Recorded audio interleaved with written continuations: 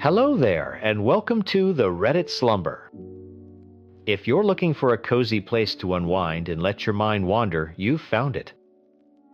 We're back with another collection of stories to help you gently wind down. As always, if you enjoy our time together, be sure to hit that like button and subscribe for more. Pull the covers up, take a deep breath, and let's dive straight into the stories. Story 1. My boyfriend called me evil for being a landlord while living in my house completely rent-free. Let that satisfying little irony sink in for a second. So I inherited a duplex. I let my boyfriend move in without charging him a single cent. And the moment he found out I collect rent from the tenant downstairs, he demanded I hand over half that income to him or else I'm, quote, just as bad as every landlord who ever screwed him over. It got so much worse from there. I'm 22 female. My boyfriend is Derek, he's 25. My dad is Lars, and he becomes important later, trust me. Then there's Marin, my downstairs tenant, a lovely woman in her 30s, who accidentally blew up my entire relationship by knocking on my door about a broken freezer. Let me back up and give you the full picture, because I think context matters here, and I want to be as clear as possible. I should note, I'm not in the US. I don't even live in a country where English is the first language, so bear with me if some of this reads a little stiff. I'm trying. I inherited the duplex from my grandmother when I was 20. She left it to me specifically, not my parents, not my cousins, me. It's nothing glamorous. We're talking about a place roughly an hour's drive from the nearest city, 15 minutes to the closest store. The town has maybe 3,000 people, a preschool, one playground, and a school for kids ages 6 through 16. That's the infrastructure. So when people ask why I only charge Marin $500 a month for a 5-room unit, that's why. It's not the city. It's not even close to the city. $500 is fair here. Marin thought it was more than fair. She'd told me twice that she felt lucky to have found the place. I moved into the upstairs unit after my grandmother passed. Did some repairs myself, painted, replaced the bathroom tiles with Lars standing behind me reading instructions off his phone because neither of us had done tile work before. It became mine in a way that felt earned, not just inherited. Derek came into my life about 8 months before everything fell apart. We met through mutual friends, dated for 4 months, and when his lease ended and his roommate situation imploded, I offered him my spare room. That evolved into him sleeping in my bed within 2 weeks. He never asked what the rent situation was. I never brought it up. He moved in with a duffel bag and a gaming PC, and I thought, this is easy. This is good. He knew I owned the building. He knew someone lived downstairs. What he apparently never connected was that someone lives downstairs meant someone pays me rent to live downstairs. In hindsight, maybe that's on me for not being explicit. Maybe not so clear. I apologize for that. But also, what did he think was happening that Marin was squatting that my dead grandmother's duplex operated on the honor system? He never offered to pay rent. Not once. Not even a token gesture, not even a, hey, should I Venmo you for utilities? He'd split groceries with me roughly 50-50. And he seemed to consider that his full contribution to our shared existence. I didn't push it. I loved him. I thought we were building towards something. I told myself that keeping score wasn't what good partners did. Then the freezer broke. It was a Thursday evening. Derek and I were on the couch, his feet on my lap, some documentary playing that neither of us was watching. 3 knocks on the door. I opened it, and there was Marin apologetic, arms crossed, like she was cold, even though it was June. I'm so sorry to bother you. The freezer downstairs just died. Everything's thawing. I told her not to worry about it. I said I'd reimburse her for a replacement and that she should pick whatever model worked for the space and send me the receipt. Standard landlord stuff. Marin thanked me, apologized again, and left. I closed the door. Derek had muted the TV. Why would you pay for her freezer? His voice was flat. Not angry yet. Just genuinely confused, like I'd offered to buy a stranger's car. Because I'm her landlord. It's my responsibility to maintain the appliances. The silence that followed had weight.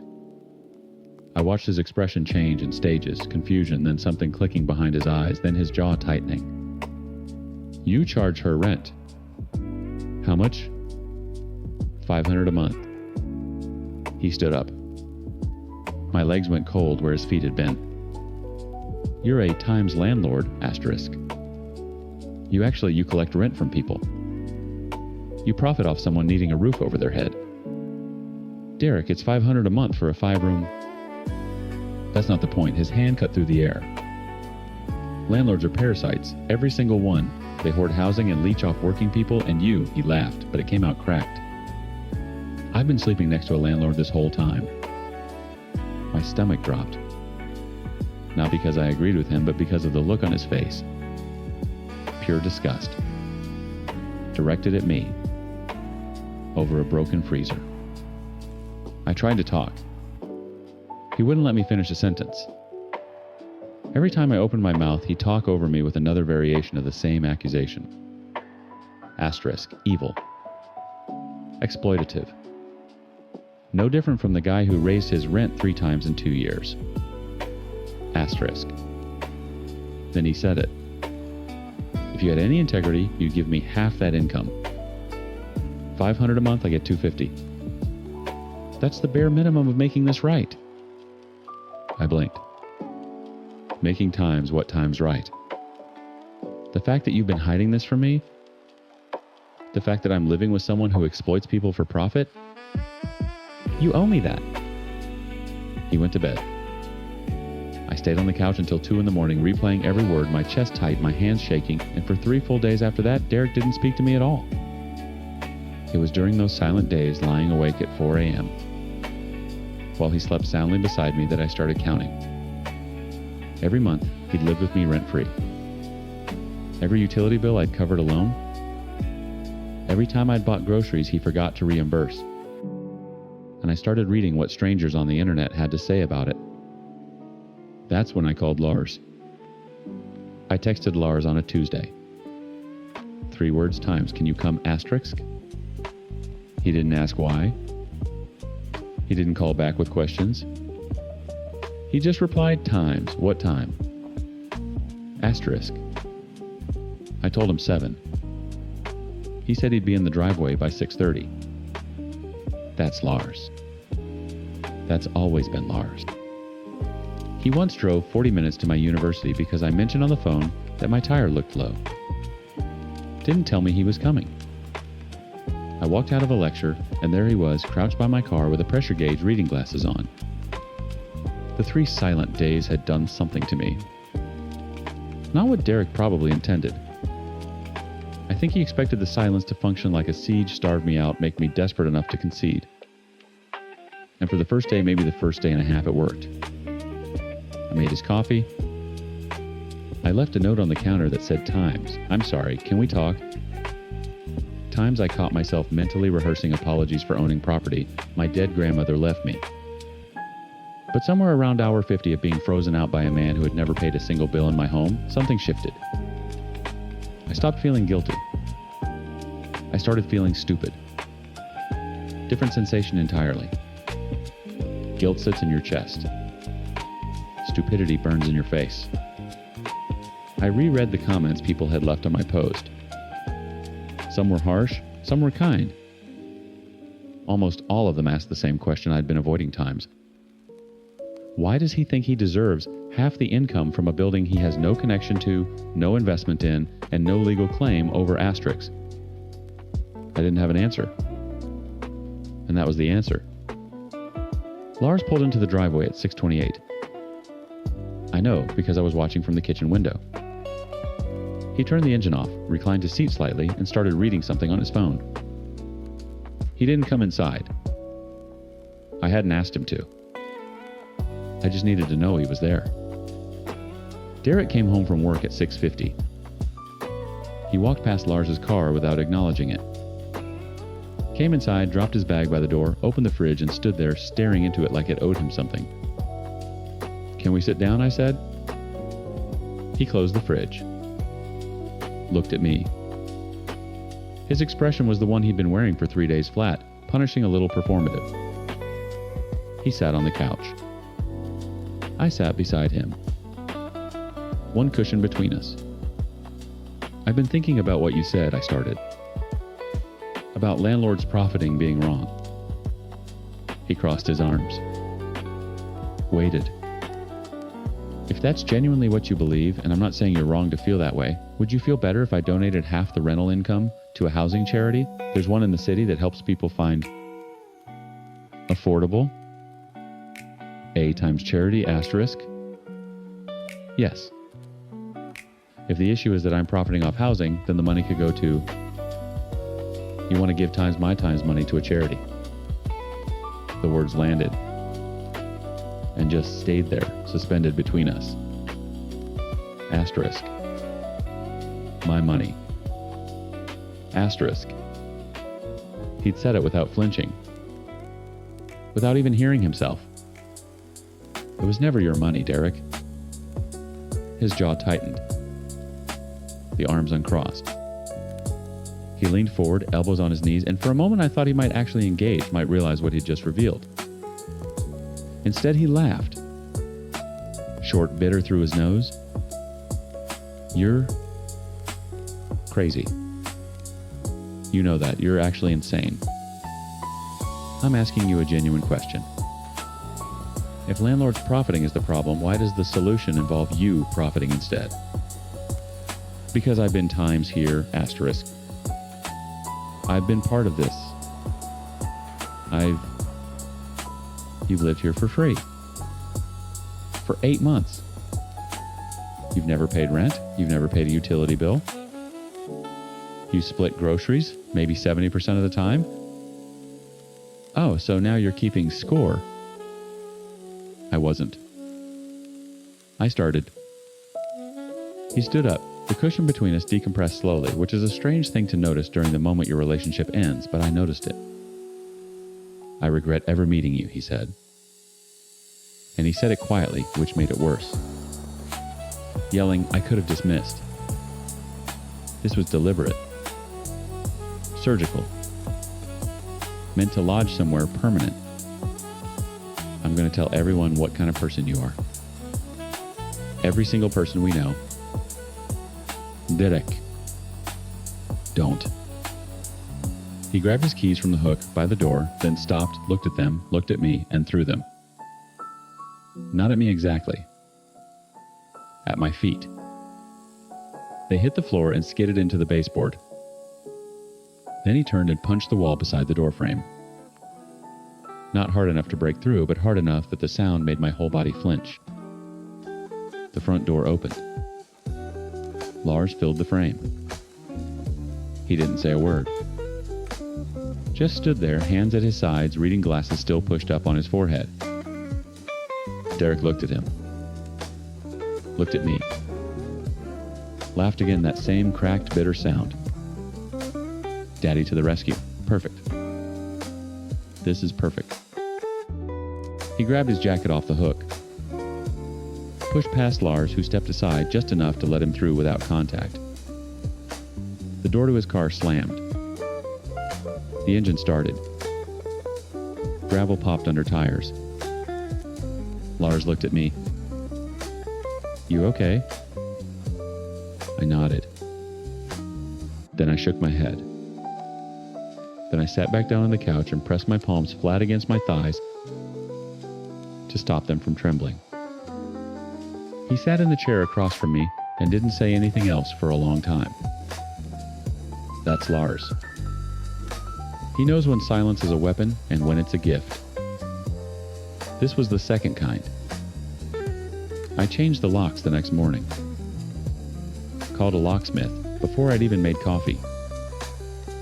It cost me more than I expected, but I would have paid triple. Derek texted once 2 days later. Times I need my stuff. Asterisk. I told him he could come Saturday between noon and 2 and that Lars would be present. He agreed without argument. He showed up with a friend I didn't recognize, filled 3 garbage bags, and left in under 20 minutes. He didn't look at me. His friend nodded politely on the way out, which was almost worse, the second-hand embarrassment of a stranger witnessing the wreckage. maybe not so clear. I apologize for that, and I tried my best writing out everything as clearly and with as much detail as I could. Sorry if it feels a bit anticlimactic due to the style of how I wrote it. I tried. Here's what I know now. I gave someone free housing for 8 months. Covered his utilities. Shared my bed, my kitchen, my grandmother's home. And the moment he discovered I received $500 a month from the woman downstairs, he didn't feel betrayed. He felt times entitled asterisk. Those are different things. Betrayal looks inward. Entitlement looks at your wallet. I don't think Derek hated landlords. I think Derek hated that I had something he didn't, and ideology gave him a vocabulary for that resentment. Marin still lives downstairs. She texted me the day after everything happened. She'd heard the wall punch, the shouting, the car peeling out. She asked if I was safe. I told her yes. She sent a heart emoji and didn't pry further. The new freezer works great, by the way.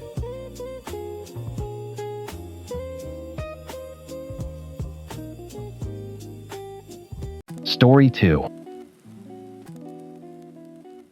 He's the one guy you don't have to worry about. Let me tell you something. If anyone ever says that exact sentence to you, that is the person you need to worry about most.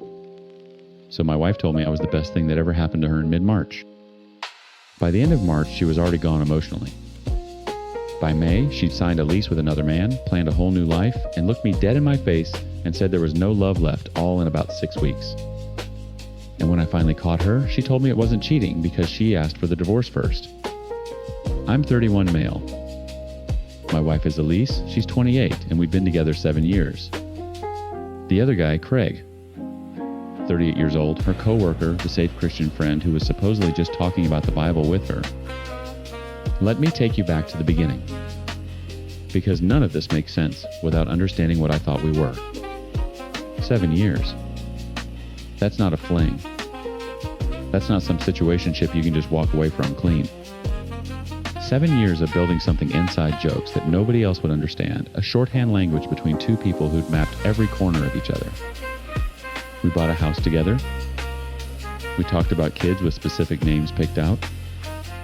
We had a 5-year plan taped to the refrigerator like a vision board, and every few months we'd check something off with a red marker and feel like we were winning at life. I loved Elise in the way you love someone, when you've never had a reason not to. Completely. Stupidly. Without a single backup plan. She started the new job in early February. Government position, good benefits, the kind of career move we'd talked about for over a year. I drove her to orientation that first Monday and kissed her in the parking lot. She was nervous. I told her she'd crush it. She did. The training cohort was small, maybe 15 people doing 2 weeks of onboarding together. She mentioned Craig by the end of the first week. Not in any way that raised a flag. Just Craig said something funny at lunch, or Craig's been in the field for 12 years, he knows everything. Normal coworker stuff. I didn't think twice. Then the texting started. I'm not someone who monitors phones. Never have been. But when your wife is sitting next to you on the couch at 10 p.m. and her screen is lighting up every 45 seconds, you notice. When she tilts it slightly away from you, not dramatically, not obviously, just slightly time, something in your chest tightens before your brain even catches up. I brought it up the first time casually. You and Craig talk a lot, huh? She barely looked up. He's going through a divorce. I'm just being supportive. We talk about faith stuff mostly. The second time was mid-March. The texting hadn't slowed. If anything, it had escalated. Full conversations happening in real time while I was sitting right there. Elise, I need you to hear me. The volume of this is making me uncomfortable. That's when she hit me with it. She put her phone down, looked at me with these soft, almost pitying eyes and said, "Babe, he's the one guy you don't have to worry about. He's a Christian. We literally talk about scripture. If it bothers you, I'll stop." And here's the trap. She offered to stop times, knowing times I wouldn't ask her to. Because what kind of controlling husband tells his wife she can't have a friend? What kind of insecure man can't handle his wife texting a coworker? She knew exactly who I was. She knew I'd say, "No, it's fine, I trust you." And I did. I said those exact words. 3 days later, 3 days, she sat on my lap in the kitchen, put both hands on my face, and told me I was the best thing that ever happened in her life. I can still feel her palms on my jaw. I can still smell her shampoo. That memory doesn't feel real anymore, like it belongs to someone else's marriage. She left for a month-long training at the end of March. Different city residential program. We'd known about it for months. The first week was fine. FaceTime every night. I miss you. I love you. The usual rhythm of two people who'd done distance before and survived it. The shift happened in week 2. The calls got shorter. Then she started picking fights about things we'd never thought about.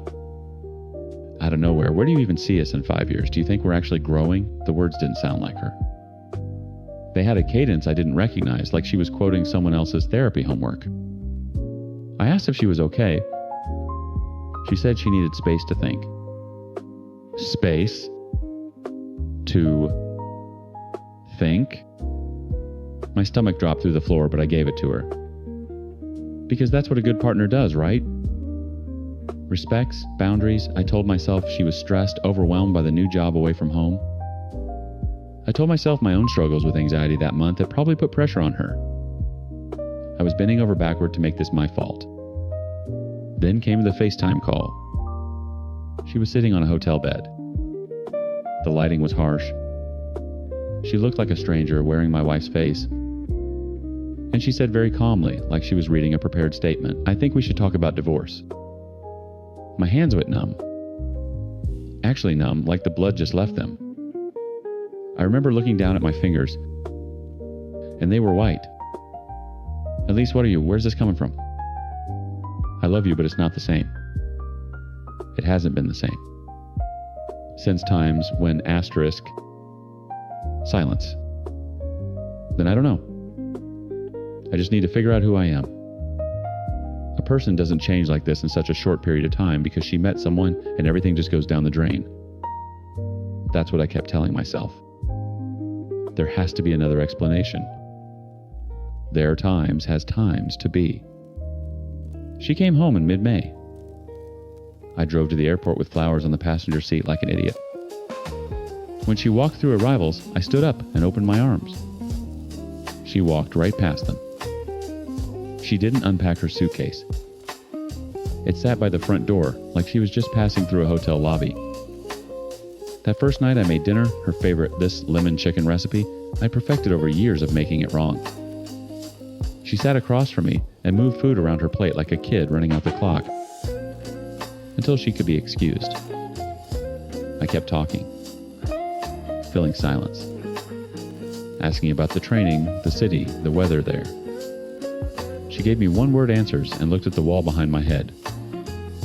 After dinner, she sat on the edge of our bed, times hour times bed, and said it without flinching. "I don't love you anymore. I want out. Not I think. Not maybe. Not can we try. Just the clean, surgical version.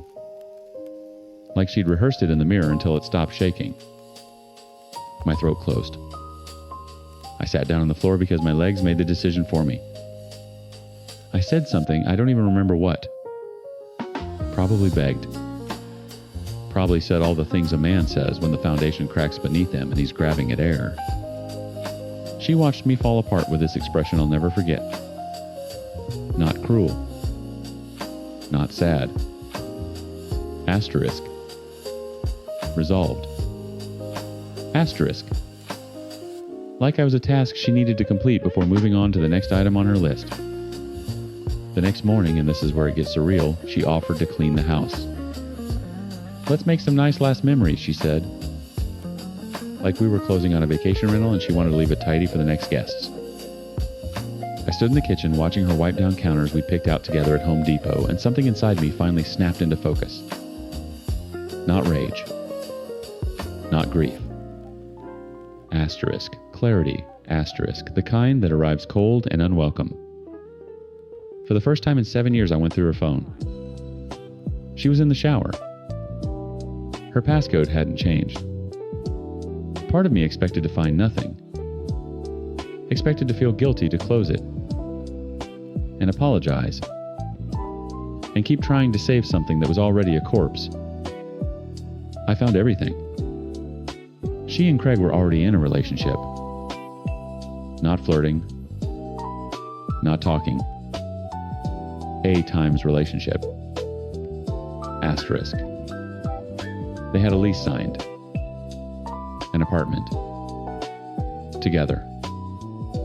He'd sent her a photo of the keys with a heart emoji 2 weeks before she flew home to tell me she needed to figure out who she was. I scrolled through messages that spanned the entire month she'd been away. Craig calling her my girl. Elise telling him she'd give up everything to start over. Plans for furniture. Discussions about which side of the bed each of them preferred. Asterisk. Which side of the bed? Asterisk. My hands were shaking so badly the screenshots came out blurred. I took them again. And again. Methodical. Every conversation. Every plan. Every lie. Mapped in blue and gray text bubbles. I emailed them to myself, deleted the sent record, put her phone back exactly where she'd left it. Then I sat down at the kitchen table and waited. She came out toweling her hair, humming something. Asterisk. Humming. Asterisk. I tested her. Calmly. Is there someone else? What? No. God, no. This is about times us. Asterisk. You're sure? I'm sure.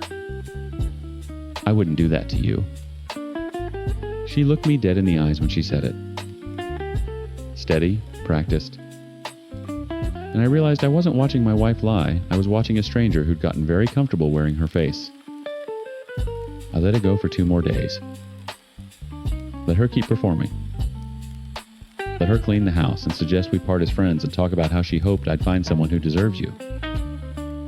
Each lie was another screenshot I didn't need because I already had them all. On the 3rd morning, I laid the phone on the table between us, open to the lease agreement with both their names on it. The color left her face so fast I thought she might pass out. It wasn't cheating, she said. Almost immediately. Like she'd preloaded the defense. I asked for the divorce first. You asked for the divorce times, while times you were already with him. We were just talking. You signed a lease, Elise. That's when the script flipped. In under 60 seconds, she went from caught to offensive. I was controlling.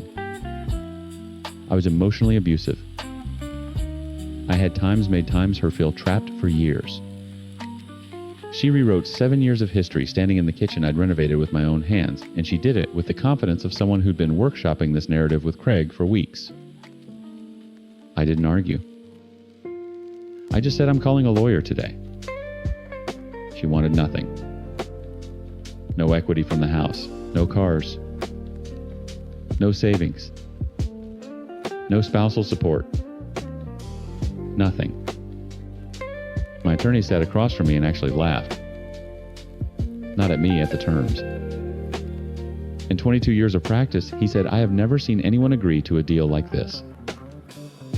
I knew what it was. Guilt made visible. Guilt in legal formatting. She wanted clean and fast because clean and fast meant she never had to sit with what she'd done. I signed before she could change her mind. Someone told me later, a friend trying to be helpful, 2 months is too short to know someone.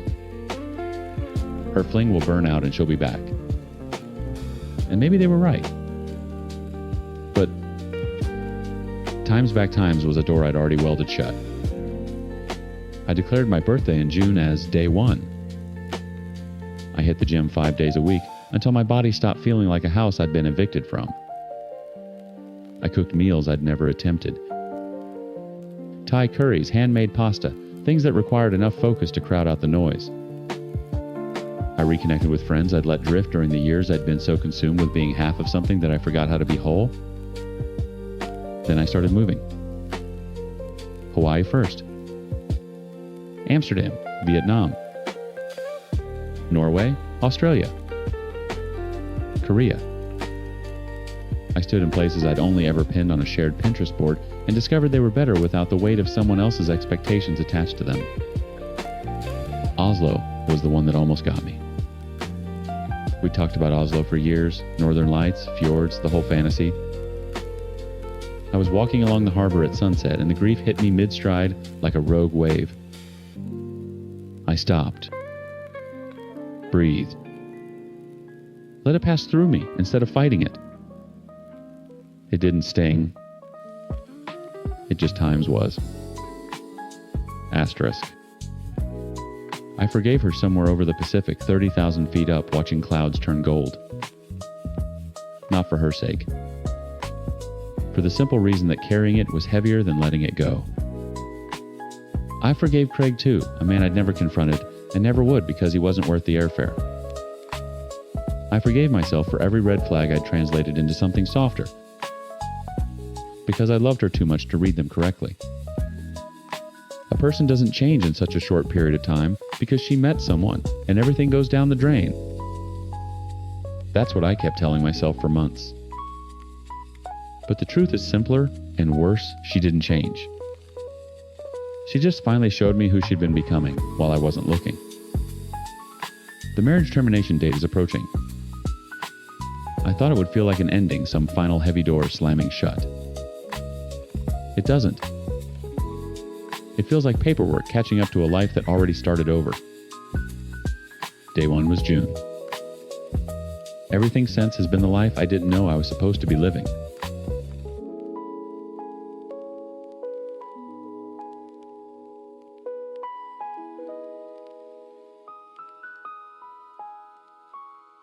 Story 3. I found a positive pregnancy test in my fiance's bathroom. She had never once been intimate with me. She wanted to wait until marriage. So whose baby was it? My younger brother's? Turns out the woman I proposed to, the woman I thought destiny brought back into my life after years apart, only said yes to my ring as a chess move, a way to make my own brother jealous enough to commit to her. Every tearful yes, every sweet moment, every reassurance that I was overthinking, all of it was a performance, and I was the only one in the audience who believed it was real. I'm 28 male, and until recently I thought I was living a fairy tale. My fiancée is Selena. My brother is John, 24, charming, reckless, and apparently the man she actually wanted. My mom is Barbara, my dad is Gerald, and then there's Selena's parents Rosa and Miguel, who got dragged into this disaster right alongside mine. Let me take you back to where it started, or restarted, I should say. Selena and I dated for 2 years in college. Young love, the kind that burns clean and bright and makes you believe the universe actually cares about your happiness. We broke up because she transferred to a school 3 states away and long distance chewed us apart slowly like rust on iron. No drama, no betrayal, just geography and bad timing. I grieved that relationship the way you grieve a death. Quietly for years. Fast forward 5 years. I'm 27, living in the same city as my parents, working in finance. And John Goldenboy, John is throwing one of his infamous bar parties. I almost didn't go. I wish I hadn't. She was standing near the pool table laughing at something someone said, and the sound hit me like a car wreck. Selena. Same dark curls, same way she tilted her head when she listened. My chest caved in. She saw me at the same moment, and her eyes went wide. And I genuinely thought times, this is the universe correcting its mistake. Asterisk. We talked for 3 hours that night. She'd moved to the city 8 months ago. She was working in pharmaceutical sales. She attended the same church as Rosa, her mother, every Sunday. She told me she hadn't dated seriously since college, that she'd been waiting for something real. She looked at me when she said it.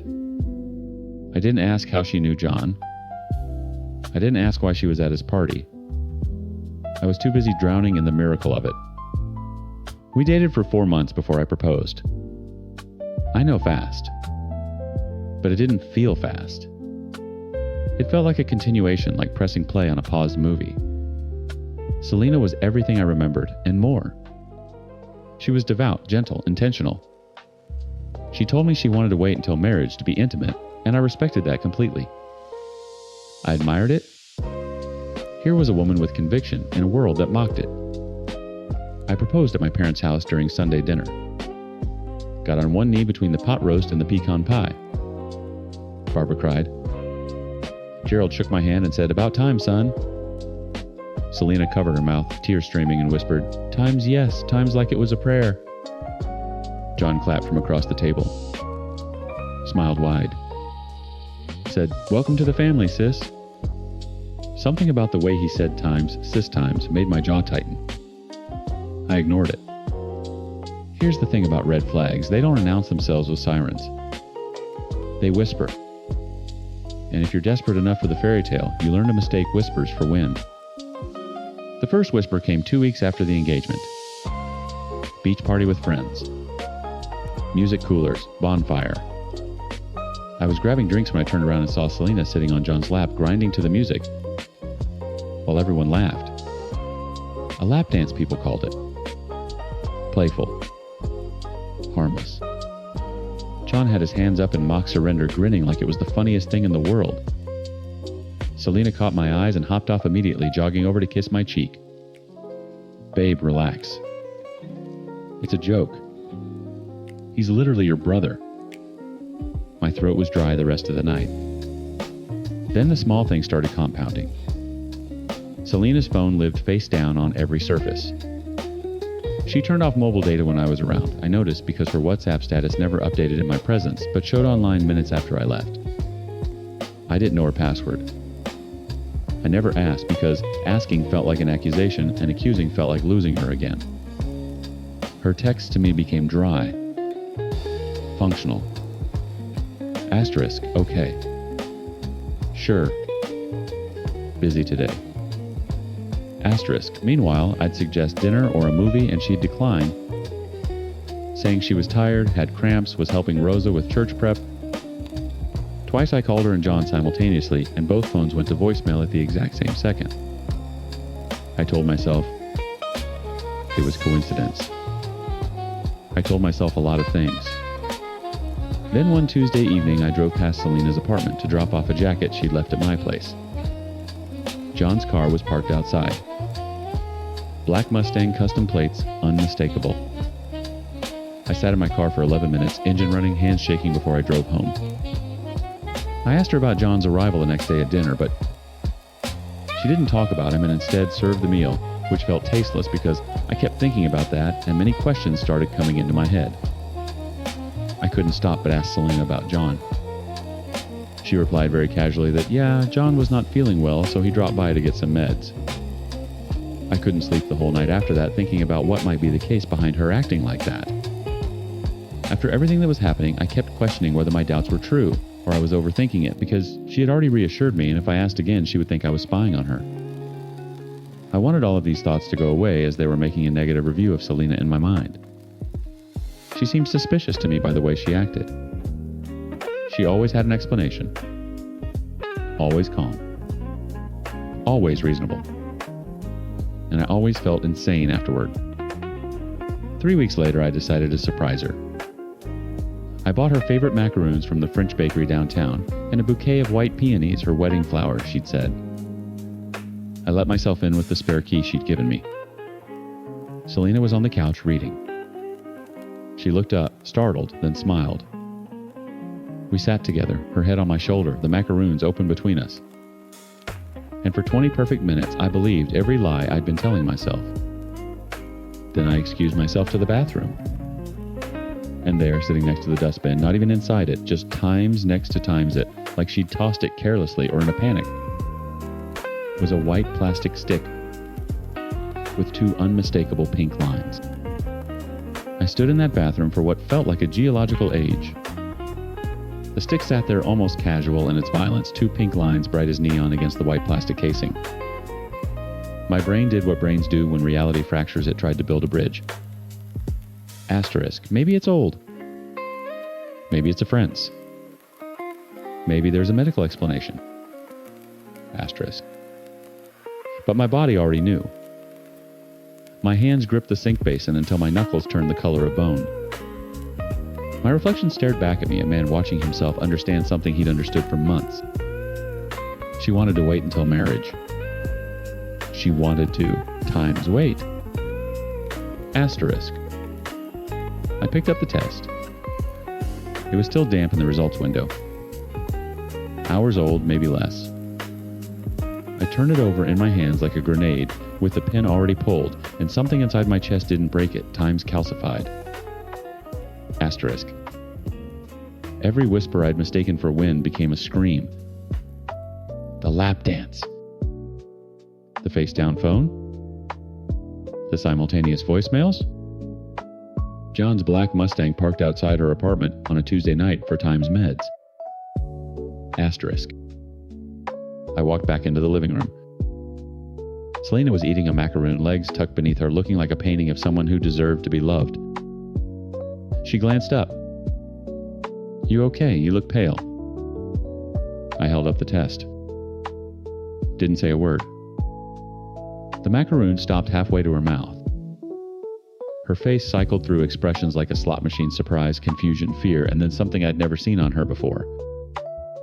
Calculation. Pure mechanical calculation as she measured her options in real time. That's what I was going to tell you. I just found out today, and I was scared, and We've never slept together, Selena. The sentence landed like a brick through a window. She opened her mouth, closed it, opened it again. The silence between us grew teeth.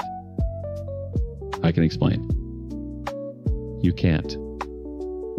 I pocketed the test, picked up the peonies I'd brought her, and dropped them in the trash can on my way out. She called my name 3 times. I didn't turn around. I didn't go home. I drove to my parents' house and sat in the driveway for 40 minutes, engine off, forehead against the steering wheel, breathing like I'd been running. Then I called Barbara and told her to gather everyone for dinner the following Sunday. Both families. I told her it was about the wedding. She heard something in my voice and didn't press. The 6 days between that bathroom and that dinner were the longest of my life. I didn't eat. I didn't sleep. I functioned at work the way a machine functions. Inputs, outputs, no soul behind the operation. Selena texted me 19 times. I read every single one without responding. They escalated from casual to pleading to furious to casual again, which told me everything about how many times she'd rehearsed deception. Sunday arrived like a sentencing.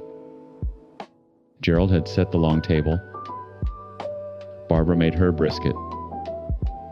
Rosa and Miguel sat stiffly on one side, Miguel's jaw set in that permanent disapproval I used to resent but now recognized as prophecy. John sat at the end, phone in hand, radiating the bored confidence of someone who'd never once been held accountable for anything. Selena sat across from me in a white blouse rosary, visible at her collarbone eyes, darting between me and John with a frequency that would have been invisible to me 6 months ago. I waited until everyone was served. Then, I placed the pregnancy test in the center of the table next to the breadbasket, like a centerpiece. "Selena's pregnant," I said. "The baby isn't mine. We've never been intimate." She asked to wait until marriage. I looked at John. "Congratulations." The table didn't erupt. At times imploded. Asterisk Rosa's hand went to her mouth. Miguel stood up so fast his chair hit the wall. Barbara looked at John with an expression I will never forget. Not anger, not shock, but times recognition. Asterisk. The look of a woman who'd always known what her son was and had spent decades pretending otherwise. John laughed. Actually laughed. "Bro, you're being..." "Don't." Gerald's voice quiet as a closing door. "Don't you dare." Selena started crying. Beautiful practiced tears. "It's not what you think. I love you." I was confused. You accepted my proposal to make him jealous. I said it flatly because Rosa had called me 2 days earlier sobbing, having found messages on Selena's iPad. Messages where Selena told a friend the engagement was leverage, that once John saw her with a ring, he'd finally commit. Rosa read them to me verbatim, her voice breaking on every word, and I'd sat on my kitchen floor holding the phone and thought, times. She always had an explanation. Always calm. Always reasonable. And I always felt insane afterward. Asterisk. Your mother showed me the messages. Every moment was a performance. Every prayer, every promise, every tear at this table, when I got on one knee, all of it was for Time's hymn. Asterisk. Selena looked at Rosa. Rosa couldn't meet her eyes. Miguel grabbed his coat and walked out without a word. He tried to stop the engagement. Nobody listened. The aftermath was ugly and swift. Both families pressured John and Selena into marriage.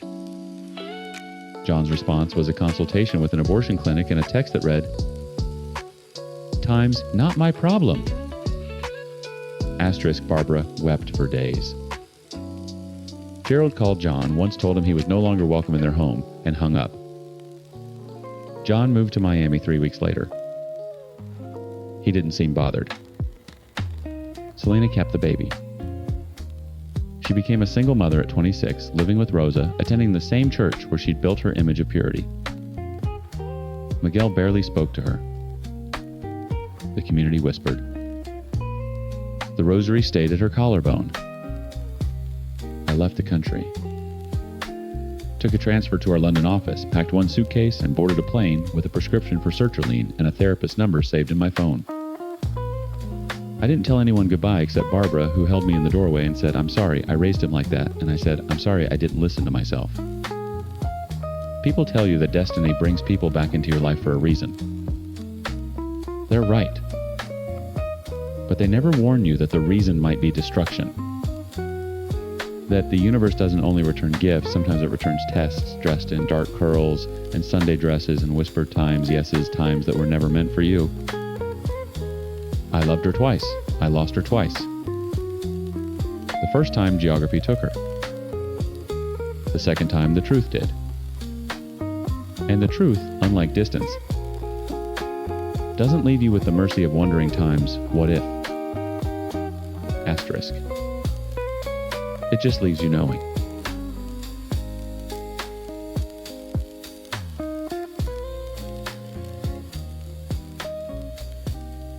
Story 4. My best friend asked me to plan her entire wedding. 5 events. On my dime. Then she told me I wasn't allowed to actually attend any of them because her fiancé once called me pretty. So, I'm supposed to be the architect of a wedding I'm banned from. And when I pushed back, she just kept texting me venue options like I hadn't said a word. What I uncovered that night about what she'd been saying behind my back, about the blacklist she kept, about the private trauma she'd been passing around, like party gossip, detonated not just her engagement, but friendships I'd been pouring into for years. Here's the cast. I'm mid-20s female, apparently everyone's favorite unpaid event planner and emotional punching bag. Danielle is the bride. Ryan is her fiancé, who honestly deserved better from the jump. Rachel is our mutual friend with receipts, literal receipts.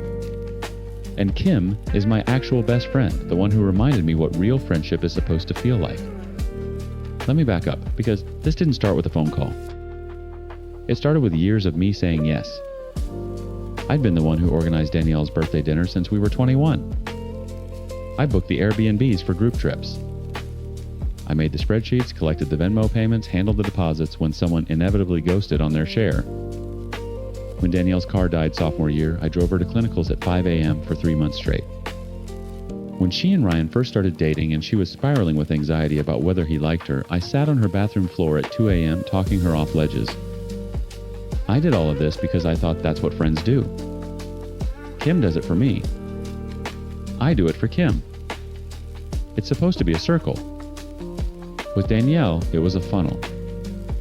Everything poured in one direction. But I couldn't see that yet. Not clearly.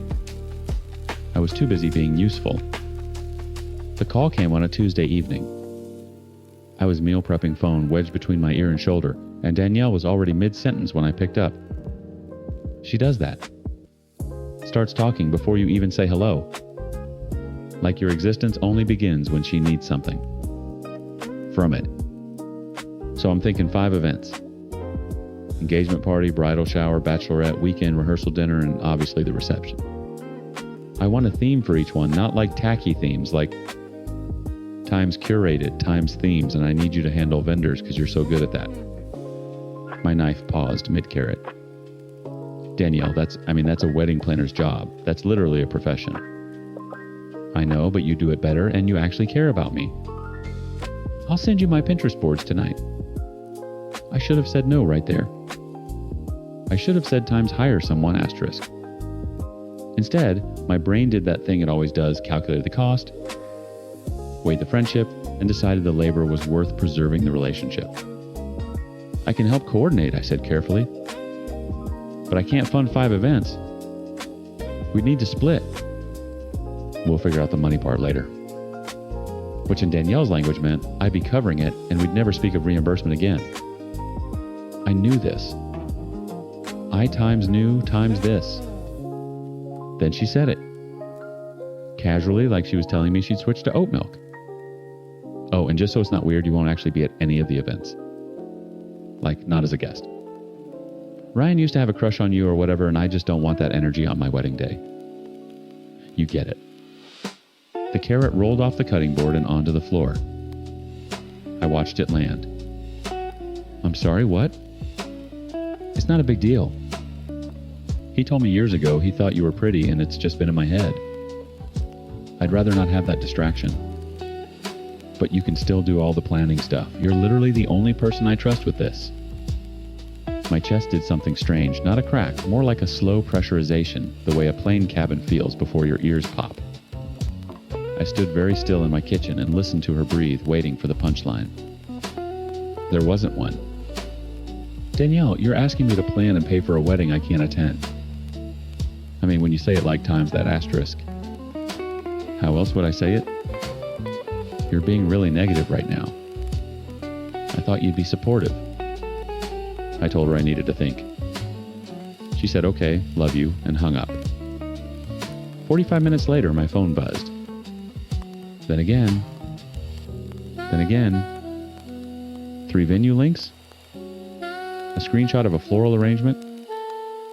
A text that said times, this one has a rooftop at IDK if the vibe is giving rehearsal or reception. Thoughts? Asterisks? As if the conversation hadn't happened.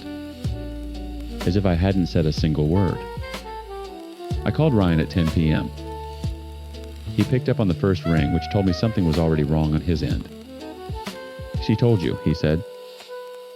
Not a question. Ryan, what the hell is going on? Silence. Then, can you meet me and Rachel at Waffle House, the one on Federal? Rachel was already in the booth when I got there, laptop, open phone, face down on the table like a weapon she was keeping in reserve. She looked at me with an expression I'd never seen on her before, not angry, not sad. Asterisk. Ready? Asterisk. Sit down, she said. There's more. Ryan slid into the seat across from me. He looked hollowed out. He kept turning his coffee cup in circles without drinking from it. She has a list, Rachel said. An actual list. Every woman Ryan has ever called pretty, mentioned positively, or looked at too long in Danielle's opinion. You're at the top, but there are 11 names. My stomach dropped. A times blacklist asterisk. Rachel turned her laptop toward me. Group chat screenshots. Danielle's words unmistakable. Her syntax, her emojis, her particular way of typing LMAOO with exactly 3 O's. And there in a chat I'd never been added to was my name next to a message that made my vision narrow to a pinpoint. Asterisk. She's literally been Baker acted before, like, she's not stable enough to handle being told no. Watch her spiral. Lol. Asterisk. my mental health history. Passed around like party gossip. I looked up at Ryan. His jaw was clenched so tight I could see the muscle jumping. Rachel reached across the table and opened another screenshot. She told him about you too, Ryan, Rachel said quietly. The thing you told her in confidence. About your stepdad. Ryan's coffee cup stopped moving. The sound he made wasn't crying exactly. It was closer to something structural, giving way, a support beam finally snapping after years of invisible rot. Rachel slid her phone to the center of the table. I have everything. Every text, every chat, timestamped. She looked at me. I looked at Ryan. Ryan wiped his face with the back of his hand and said 5 words that changed everything. Put it in the group chat. I didn't warn anyone. I didn't write a preamble. I didn't craft some diplomatic message about having a difficult conversation. I just opened the group chat, the main one, 23 people, the one Danielle herself had named Ride or Dies, and I started uploading. Screenshot after screenshot. Long Samsung captures that scrolled for days. The blacklist. The Baker Act comments. The mocking. The private trauma she'd turned into group entertainment. Every message time-stamped, every participant visible, every El Ma'o with exactly 3 O's preserved in digital amber. Rachel watched from across the Waffle House booth, her coffee untouched. Ryan stared at the table with the particular stillness of someone who'd already detonated, and was now just watching the debris settle. My phone started buzzing before the last screenshot finished uploading. The chat erupted. Not slowly, instantaneously, like a flock of birds startled off a wire. Question marks. What? Someone typing, stopping typing again? Then Danielle's name appeared at the top of the screen. Asterisk. This is so out of context. LOL asterisk. Then times. She's literally doing this because she's mad she wasn't invited, asterisk. Then, when no one responded to that times, it was a joke. Get over it. Asterisk. Ryan's phone buzzed. He looked at it, showed me the screen. Danielle, times. Baby, call me right now. She's manipulating you. You know how she is. Asterisk. He typed 4 words, times, keep the ring. We're done. Asterisk. Then he blocked her. Right there in the booth syrup sticky table between us, a waitress refilling waters 3 feet away, like the world wasn't rearranging itself. He blocked her and set his phone face down and pressed both palms against his eyes. I told her about my stepdad on our 6-month anniversary, he said, into his hands. I'd never told anyone, I thought, his voice cracked. I thought that's what you do when you love someone. Rachel put her hand on his arm. She didn't say anything. She didn't need to. The fallout took 12 hours. By morning, Danielle's damage control campaign was in full swing. Her angle was that I was upset I wasn't invited, and that's why I was sabotaging her and Ryan. She was telling everyone who would listen that she felt Ryan valued me above her, so that's why she initially didn't want me there, and that she'd invite me if I talked Ryan out of leaving her and let her pick my outfit. The audacity of that offer times let me dress you like a doll and you can earn your way back into my wedding times would have been funny if it weren't so clarifying. Because here's what her, it's a joke, get over it mindset actually did. It revealed far more about those considered friends and associates than I'm comfortable admitting. People I'd ignored red flags from to keep mutuals. People I genuinely missed the truth about because I was too busy being useful to look up. The messages came in waves. Some people were horrified, supportive, furious on Ryan's behalf. But 4 of them, 4 out of 15 people, I'd considered close, responded with variations of the same deflection. Asterisk. I mean, she's always been like that. You knew what she was. Asterisk. Asterisk. This feels like drama I don't want to be in the middle of. Asterisk. Asterisk. You're kind of blowing this up for no reason. Asterisk. And then in a separate thread I was added to, accidentally before being quickly removed, the truth I'd been circling for years. One admitted she'd only maintained the friendship because I always drove. Another said I was useful for trip planning. A third referenced the free babysitting I'd done for her son 47 times. I'd counted once during an insomniac, 3 a.m. as though it were a service she was entitled to. The fourth said, and I quote, "She's great for double dates because she makes everyone look low maintenance by comparison." I read that last one sitting on my bathroom floor. The same bathroom floor where I'd talked Danielle through her anxiety about Ryan. The same position, the same tile cold against my legs, except this time no one was sitting with me. I called Kim. She picked up on the second ring, and the moment I heard her voice, I couldn't hold it anymore. "I feel dumb," I told her. "I feel really, really dumb." And close to tears. I cut my mother off for a lot of these same behaviors, and then I let it replicate.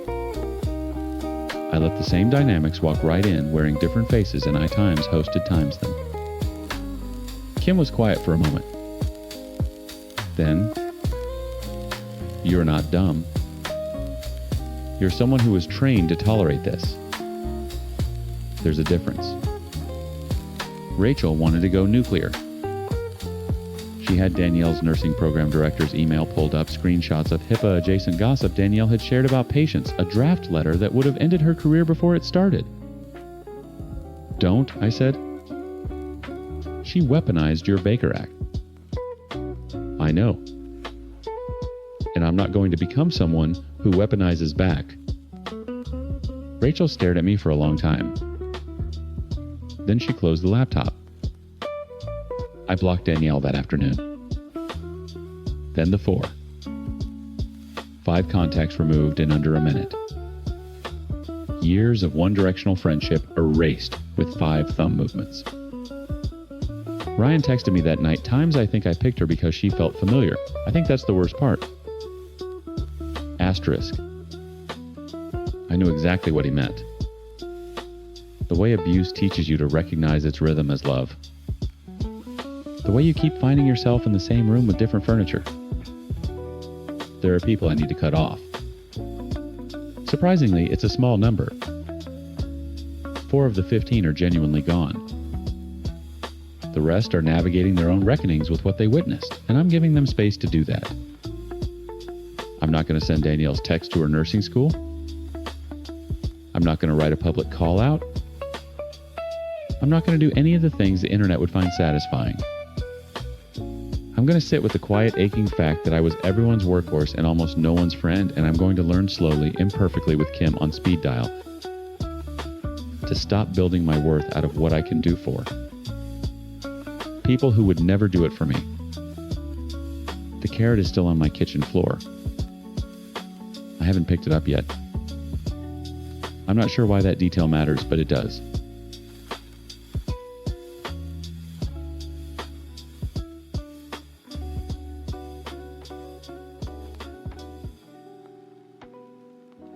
Story 5.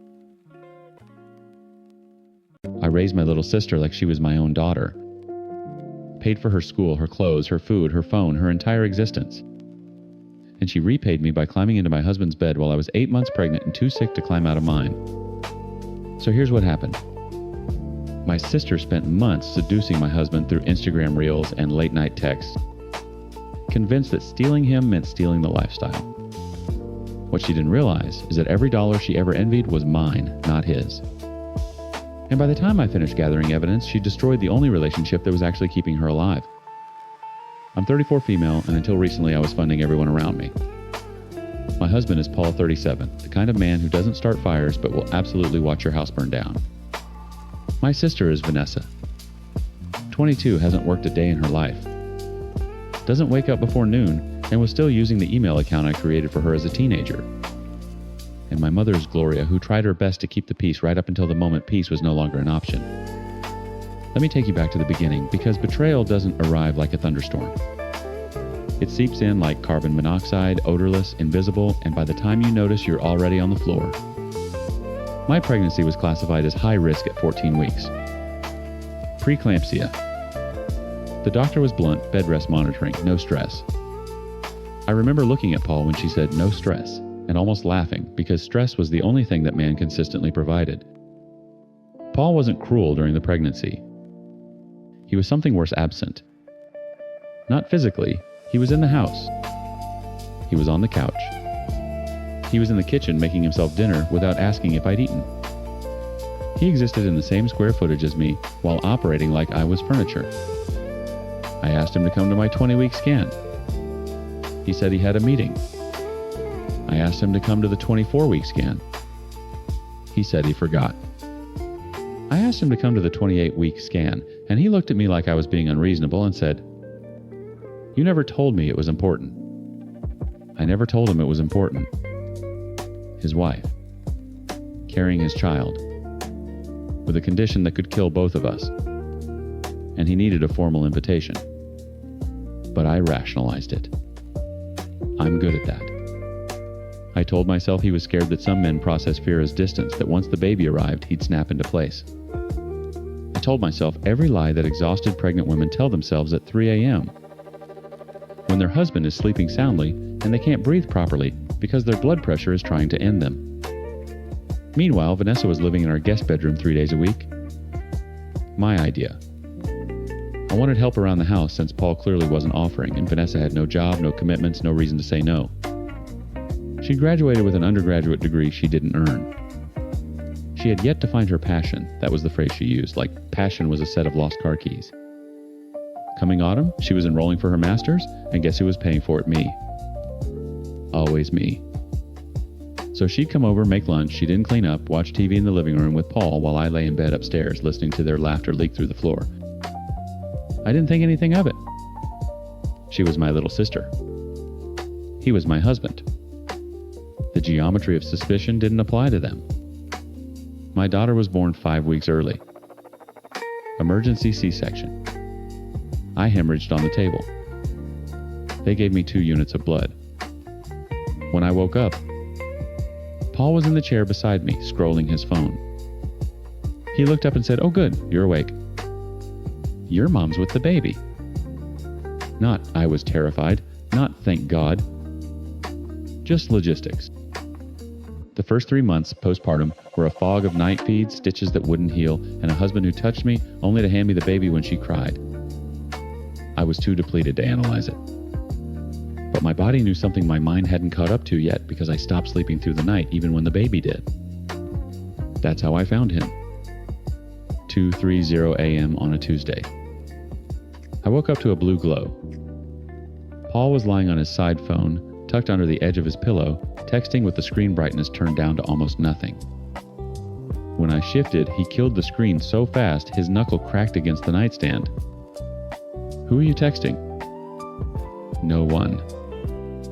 Work group chat. At 2:30 a.m.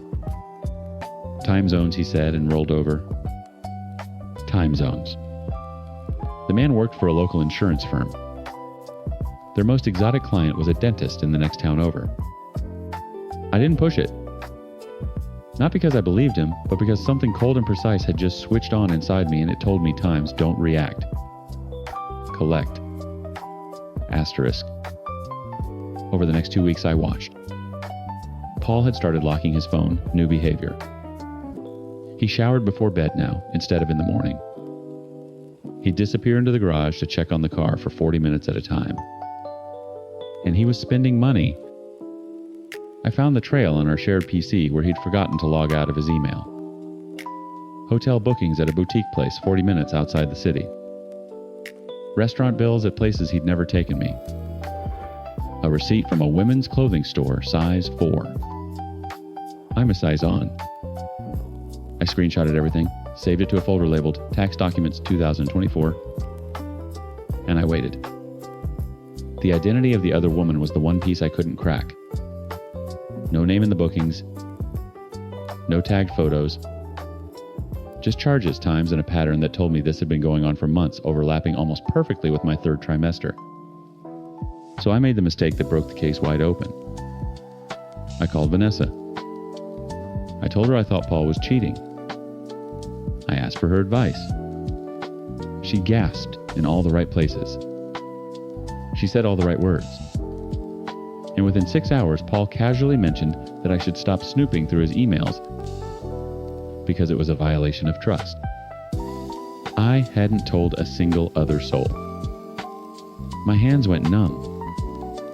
I stood in my kitchen holding a bottle of formula and the room tilted. Because there was only one person who could have told him. And that person had just revealed not only that she was his informant, but exactly how close to him she actually was. The next morning, I woke up before dawn. Vanessa was asleep in the guest room. My mother was babysitting my daughter in the living room, and I sat down at my iPad with a clarity I hadn't felt in months. While she was sleeping, I logged into her email on my iPad. It wasn't difficult. She was still using the same email ID I created for her when she was in her teens. I just needed the one-time password, which I checked through the lock screen of her phone. She'd left it charging on the kitchen counter face up like someone who'd never once had to worry about being surveilled. Because I'd never given her a reason to. Then through that, I accessed all of her backed up WhatsApp chats. I transferred everything to my email ID. I also logged into her Instagram and Facebook using the email ID and fetched everything I could. It didn't take time. Besides, it was still 9 inches the morning and she doesn't wake up before 12. My mother was babysitting my daughter while I was gathering the evidence. She was suspicious to find me doing something intently on the iPad instead of resting. She asked if everything was okay. I told her I was handling some work invoices. She nodded and went back to singing to the baby. The WhatsApp thread between Vanessa and Paul was 4217 messages long. I didn't read them all that morning. I didn't need to. The first 50 told me the architecture. The Instagram DMs filled in the blueprint. It started with Reels. She'd send him funny clips, memes, the kind of low-stakes digital flirtation that gives you plausible deniability. Then selfies. Then selfies with captions. Then selfies without clothes. Then logistics, where to meet, what time I'd be asleep, how long my doctor's appointments lasted. She had used my medical schedule as her affair calendar. One message sent during my 32nd week of pregnancy read times. She's on bed rest till delivery. We have time. Asterisk. My vision went white. Not red. White. Like every color in the world had been burned out of my retinas. I saved everything. Organized it chronologically. Then I closed the iPad, washed my face, and called my parents. I told my father to bring Gloria over that afternoon. I told him it was a family matter. He didn't ask questions. He never does when my voice sounds like that. Paul was at work. Vanessa serviced around 1230, shuffling into the kitchen in pajama shorts. I bought her eating cereal from a bowl I purchased for my home. She smiled at me, asked how the baby slept. Fine, I said. My parents are coming over at 3. I need you here. For what? Family meeting. She shrugged. Didn't even flinch. By 3 p.m., everyone was seated in my living room. My father in the armchair. Gloria on the love seat, already nervous because she could read the room's temperature. Paul on the couch, leg bouncing. And Vanessa cross-legged on the floor with a glass of juice, looking bored. I stood. I didn't sit because sitting would make this a discussion. Standing made it a verdict. Vanessa, I said, tell everyone in this room what you've been doing with my husband. The glass of juice stopped halfway to her mouth. Paul's leg stopped bouncing. Gloria's hand went to her chest. What are you talking about? Vanessa said, but her voice had already cracked on times, talking asterisk. I have 4,000 messages. I have the photos you sent him. I have the hotel confirmations. I have the shopping receipts, size 4, Vanessa. Tell them, or I read every word out loud, starting with the one where you said, "My bed rest gave you time, asterisk." Silence. The kind that has weight. Then Paul, listen, let's not. You don't speak. I didn't raise my voice. I didn't need to. You will get your turn when the divorce papers arrive. Vanessa started crying. Performative at first, the kind of tears she'd used since childhood to redirect blame. But I didn't move. I didn't comfort. I stood there like a wall and waited.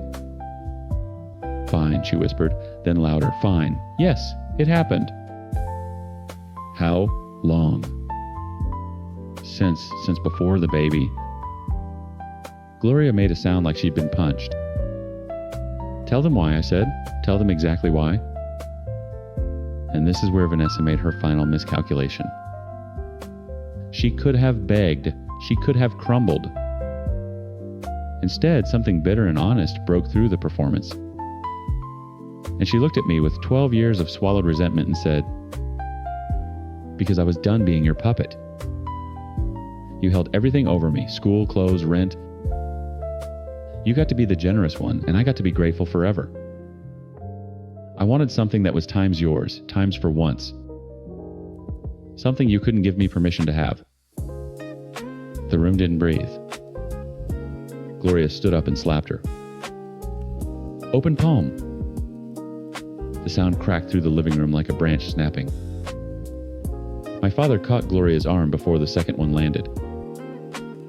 I looked at my sister, this girl I had fed, clothed, educated, and loved, with every maternal instinct I had before my own daughter existed, and I said the last words I would ever say to her in that house. The money was never his. Every dollar, the tuition, the car, the clothes on your back right now, that was mine. My business. My accounts. My savings. You didn't steal from him. You stole from times me asterisk.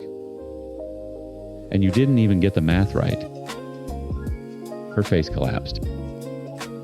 Not from guilt. From the realization that she'd burned down the wrong house. I filed for divorce within 20 days. My lawyer was surgical. The house was mine, purchased before the marriage, titled in my name. Full custody was uncontested. Paul didn't fight it because fighting required a spine he'd never grown. My private savings, my business accounts, my investments, none of it was joint. Paul walked away with his clothes, his car payment, and a child support obligation he immediately couldn't afford. He moved back to his parents' two-bedroom house. Vanessa, I learned through Gloria, was given 60 days to find employment or leave their home. Paul and Vanessa didn't last. Of course they didn't. She wanted the lifestyle. He times the lifestyles plus one. Without me funding the machinery, there was nothing between them but 4-2-1-7 messages and a hotel room neither of them could book again. Gloria calls me weekly. She cries. She asks if I'll ever forgive Vanessa. I tell her I love her and I change the subject. That's the only answer I have that isn't cruel. Last night, my daughter grabbed my finger and babbled something that sounded almost like a word. I sat on the floor of the house that is mine in the silence that is mine, and I felt something I hadn't felt in over a year. Not happiness. Not yet. But space. Clean, empty, unparasitized space. And for now, that's enough.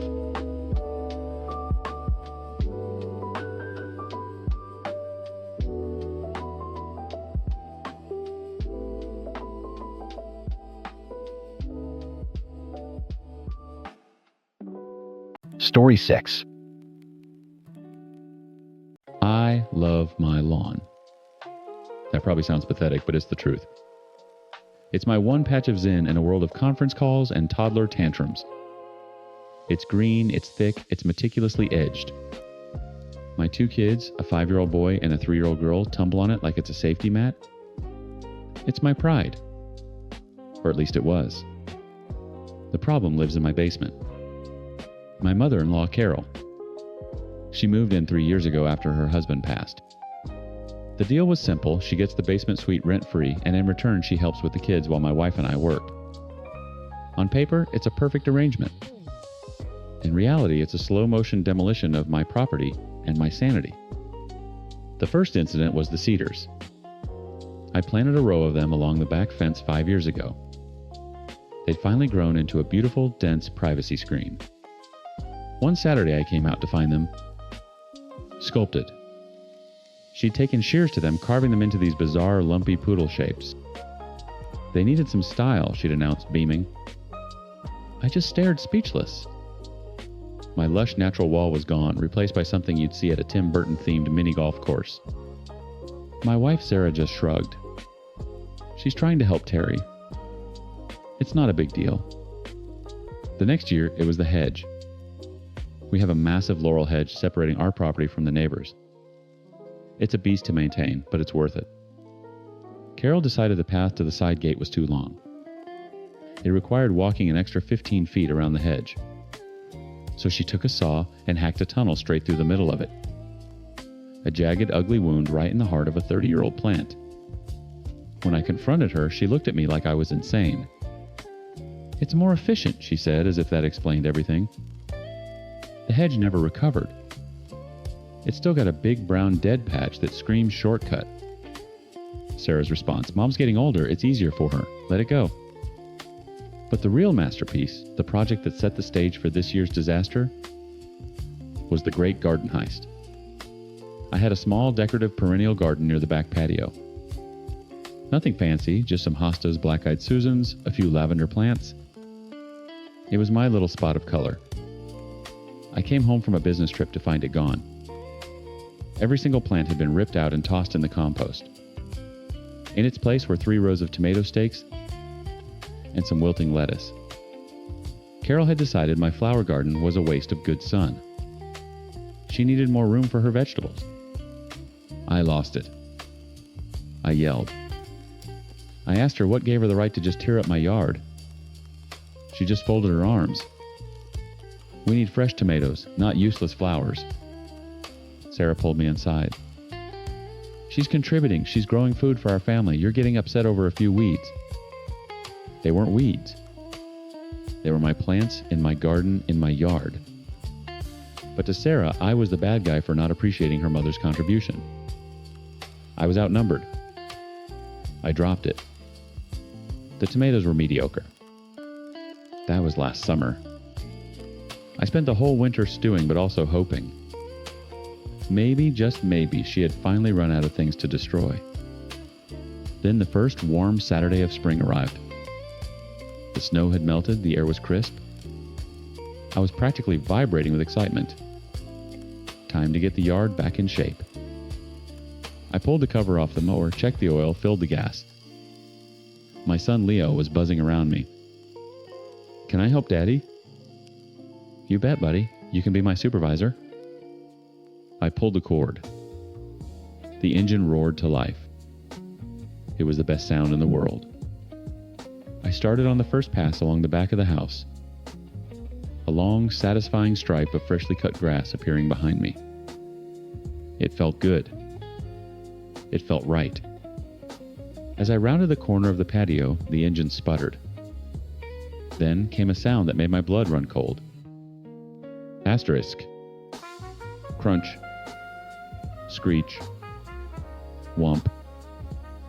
Asterisk. A shower of sparks flew out from under the mower deck. The engine died with a shudder. I froze, my hands tingling from the vibration. Son of a bitch, I muttered. I tilted the mower on its side. The blade which I had just sharpened last fall was a disaster. A huge, jagged chunk was missing from the cutting edge, the metal warped and bent. Something had annihilated it. I looked down at the lawn to see what I'd hit, and that's when I saw it. It was a ramp. A crude, ugly ramp made of dirt and gravel leading from the lawn up to the 2-inch lip of the concrete patio. It was about 3 feet wide and packed down hard. The grass underneath my perfect green grass was a dead yellow smear. Loose gravel was scattered all over the surrounding lawn, a minefield of blade-destroying rocks. My son's little red ride-on car was parked at the top of it. I knelt down and poked the ramp. It wasn't just dirt. It was compacted like concrete. She must have spent hours piling it on, tamping it down, watering it into a solid mass.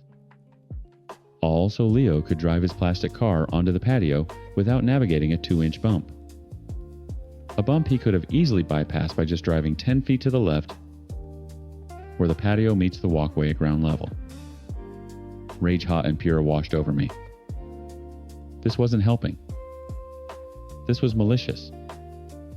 It was a flag planted in the middle of my sanctuary, a declaration that nothing I owned was truly mine. I spent the next 4 hours in a silent fury. I got a shovel and a wheelbarrow.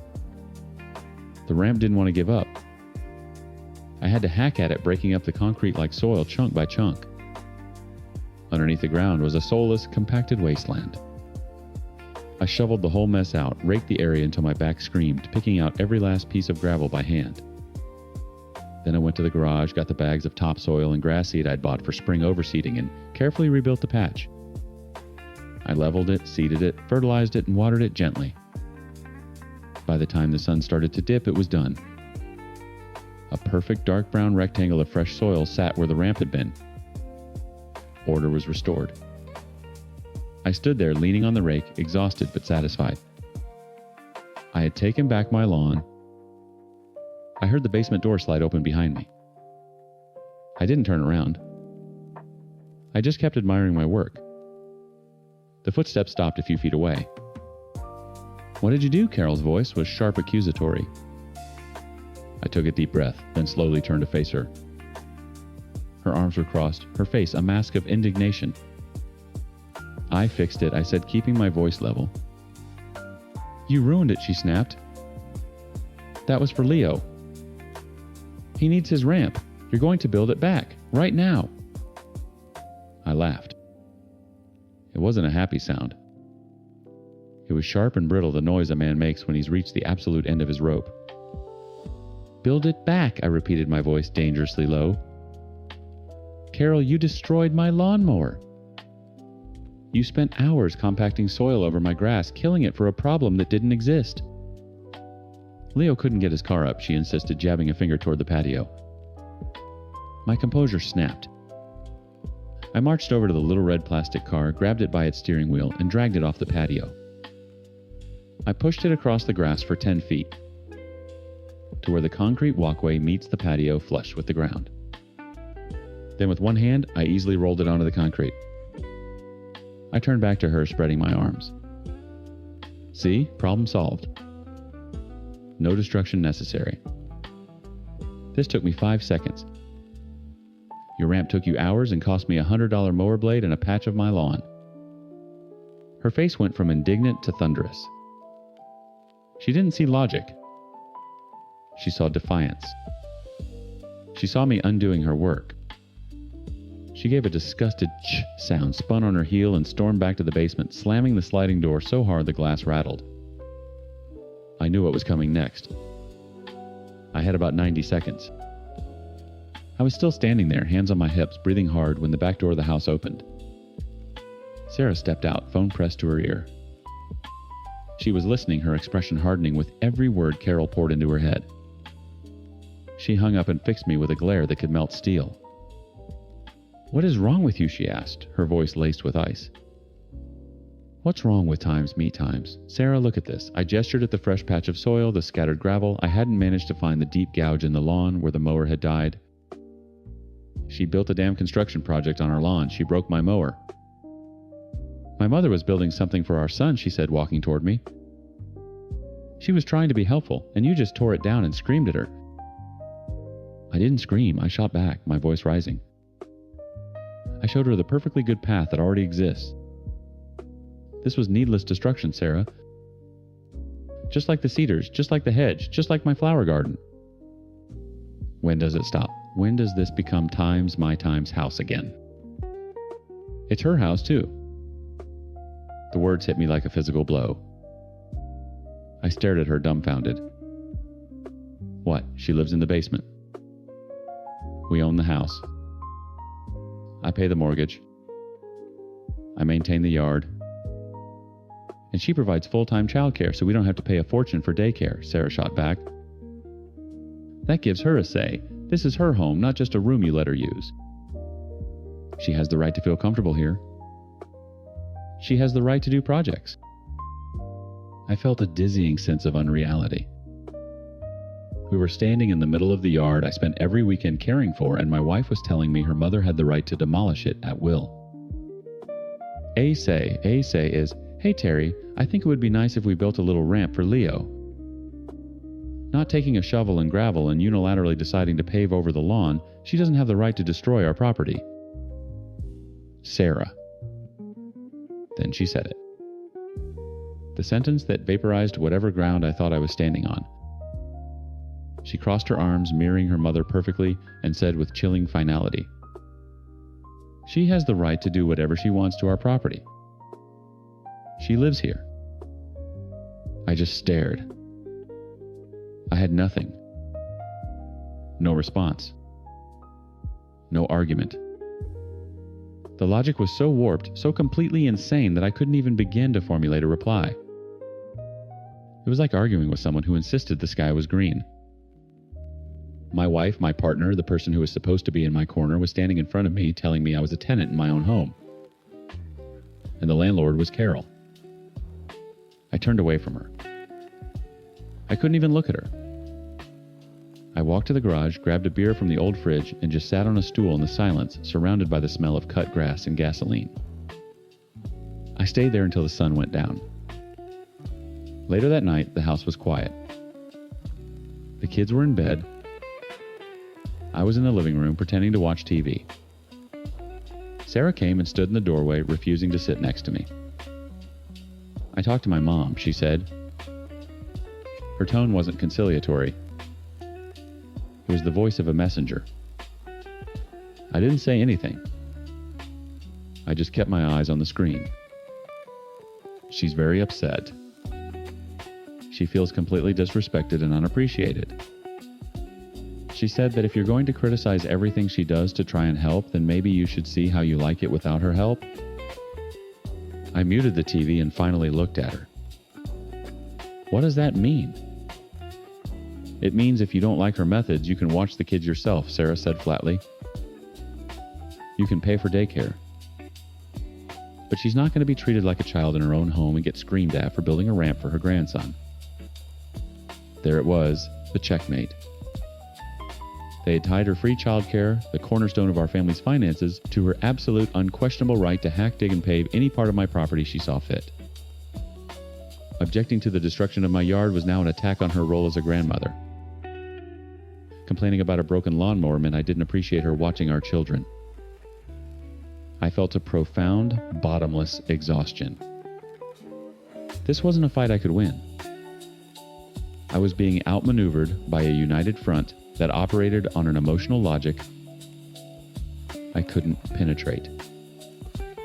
My enemy wasn't the woman in the basement who butchered my hedges. It was the woman standing in my living room delivering ultimatums on her behalf. So, I'm just supposed to let her do whatever she wants, no boundaries, no respect for my work, my things. I asked, my voice barely a whisper. "You need to apologize to her," Sarah said, ignoring my question entirely. "And you need to get over your obsession with a stupid lawn. It's not as important as family." She turned and walked to our bedroom without another word. I sat there in the dark, the silent television flickering. Family. This didn't feel like family. It felt like I was an outsider, a groundskeeper whose duties and opinions were irrelevant. The lawn wasn't the point. It was the only thing left that was mine, and they were taking that too. I opened my laptop. My hands were trembling slightly as I navigated to the Reddit page. Am I the asshole? I had to know. I had to ask someone outside this crazy bubble if I was the one who had lost his mind. I started to type. Am I the bad guy for getting angry at my MIL for destroying my lawn? Story 7. My 18th birthday party was a masterclass in emotional whiplash. My mom baked my favorite chocolate cake, the one with the thick fudgy icing. My dad gave me a firm one-armed hug and a crisp card.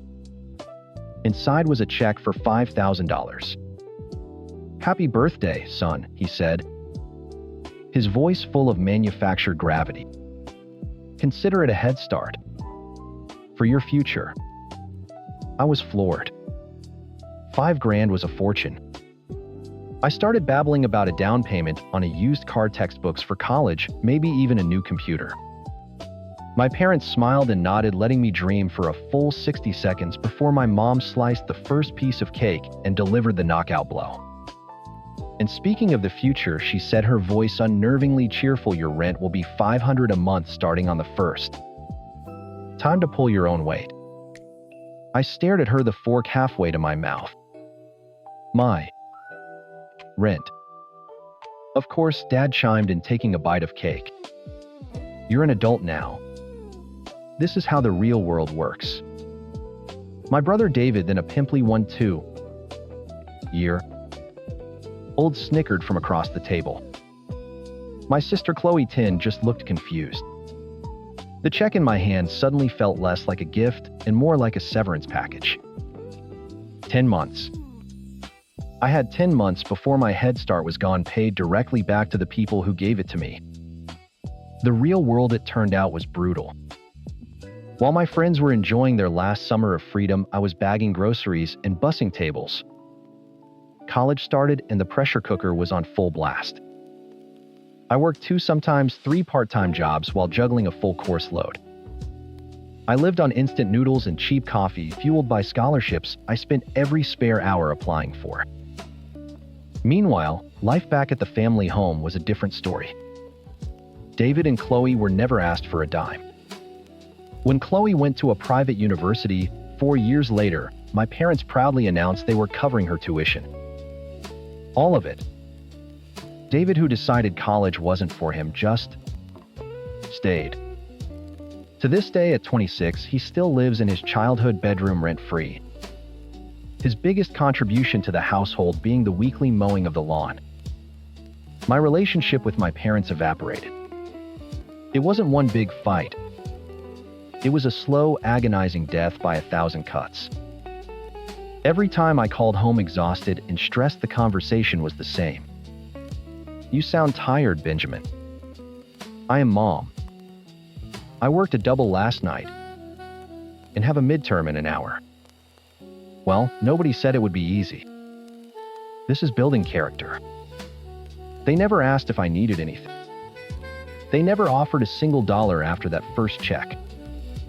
The few times I visited, I felt like a stranger. They talk about the family cruise they took, the new car they bought Chloe for graduation, the gaming system they got David for Christmas. I just nod, the taste of cheap ramen still lingering in my mouth.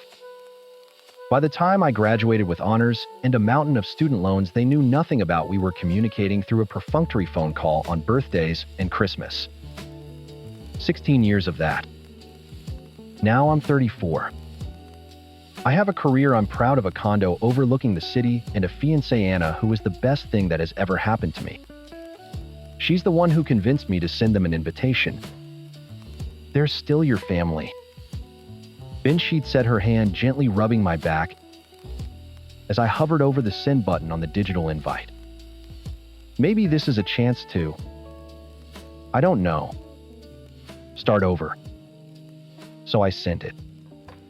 A beautiful minimalist invitation with a photo of Anna and me laughing on the coast. I sent it, and for 2 weeks I heard nothing. No RSVP. No text. Just silence. I was almost relieved. It was the answer I expected. Then last night my phone rang. It was my mother. "Benjamin," she began, no preamble. No hello. Her voice was tight, coiled like a spring. "Your father and I received your announcement. It's a wedding invitation, Mom." "We're aware," she snapped. The question is, why is this the first we're hearing of any of it? I had to find out my own son was engaged from a piece of stationery. Do you have any idea how embarrassing that is? I took a deep breath, pinching the bridge of my nose. Anna looked over from the couch, her expression worried. Mom, we haven't really talked in years. I figured an invitation was the appropriate way to let you know. Appropriate, I could hear my dad pick up the extension. His voice boomed in my ear. There's nothing appropriate about this, son. Your mother should have been involved. Helping Anna pick her dress, tasting cakes, looking at venues with you. We're your parents. I almost laughed. It was so absurd, so completely detached from our reality. Involved? You haven't been involved in my life since I was 18. You haven't met Anna. You don't know my address. You want to taste cakes, but you couldn't be bothered to ask what I do for a living. There was a pause. I thought for a fleeting second that I might have gotten through to them. I was wrong. Oh, don't be so dramatic. My mother said, her voice dripping with dismissive condescension. You're still holding on to that. We were doing what we thought was best. We made some mistakes, fine. But that's all in the past. You need to get over it. We're family. Get over it. The words caught in my throat. The rage was a physical thing, hot and metallic, rising in my chest. You taught me what family meant the day you started charging me rent. You showed me what it meant when you paid for Chloe's entire education and let David live off you his whole life. That's not in the past, Mom. That's a choice you made and you keep making. That's completely different, my father blustered. Our financial situation was better then. You should be proud of the independence we taught you. Proud? I finally did laugh, a hollow, bitter sound. You didn't teach me independence. You abandoned me. You cashed me out for $5,000 and washed your hands of me. And now you have the audacity to be angry. You're not a bigger part of the wedding. A wedding you wouldn't be invited to at all if it wasn't for Anna's goodwill. You watch your tone, Benjamin, my mother warned, her voice dangerously quiet. We are your parents, and we deserve respect. We deserve to be a central part of our firstborn's wedding day. It's what we're owed. Owed. The word hung in the air between us, sparking like a downed power line. All the years of struggle, of feeling like a ghost in my own family, of watching my siblings get the life I could have only dreamed of, it all coalesced around that single monumentally entitled word. You are owed nothing, I said, my voice as cold and sharp as broken glass. My mother started to shout something about disrespect and filial duty, but I wasn't listening anymore. An idea was forming in my mind, a terrible, beautiful, and perfectly petty idea. A way to finally make them understand. A way to speak their language. The only language they'd ever truly value. Money. You're owed nothing, I repeated to the dead air, after hanging up the words, tasting like victory. I turned to Anna, whose eyes were wide with a mixture of shock and awe. Wow was all she said. Wow is right, I replied, a slow, predatory grin spreading across my face. Get the laptop. For the next hour, we weren't planning a wedding. We were conducting an audit of my forgotten childhood. I pulled up my old bank statements, the university's tuition archive, and Zillow for historical rent estimates in my parents' neighborhood. It was a macabre scavenger hunt through the life I was forced to build myself. Okay, I said, my fingers flying across the keyboard. Rent. They charged me $500 a month.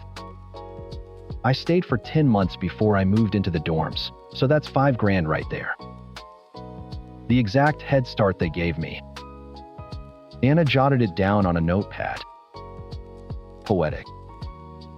Now let's calculate what they should have been paying for based on the David and Chloe model.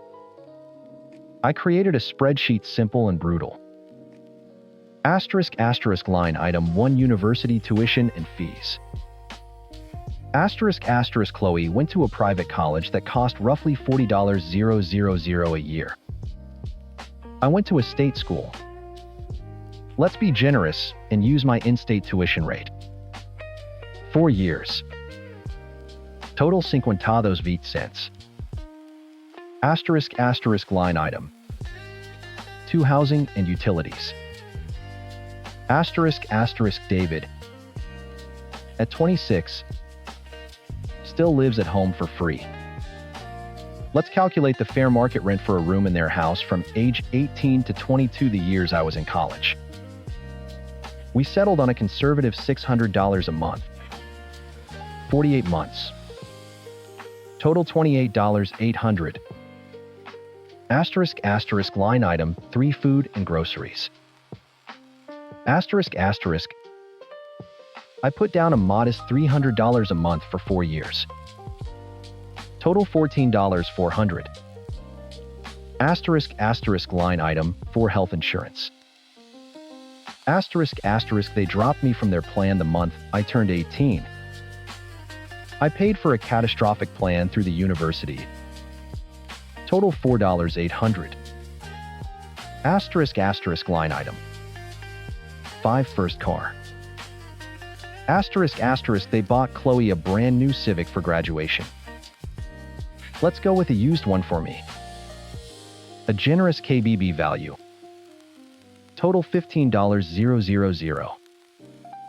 The grand total sat at the bottom of the screen, glowing in bold font. ** $115. $800. ** I attached the spreadsheet to a new email. The subject line times wedding contribution **. The body was short. Mom, Dad. **. You mentioned you feel you're owed a central role in my wedding and by extension my life. I agree. True involvement is an investment. Asterisk attached is an itemized invoice for the financial support you provided for David and Chloe that was denied to me. This is the cost of the character you were so proud of building. Consider it back pay for the 16 years of emotional and financial estrangement. Asterisk. If you want to be involved as the parents you claim to be, you need to ante up. Once this invoice is paid, we can discuss your role in the wedding planning. Asterisk. Looking forward to hearing from you. Asterisk. Benjamin. I hit send before I could second-guess myself. The silence in the apartment was deafening for a moment, then Anna burst out laughing. You are an absolute menace. They speak the language of money, I said, closing the laptop. So I spoke their language. My phone rang less than 10 minutes later.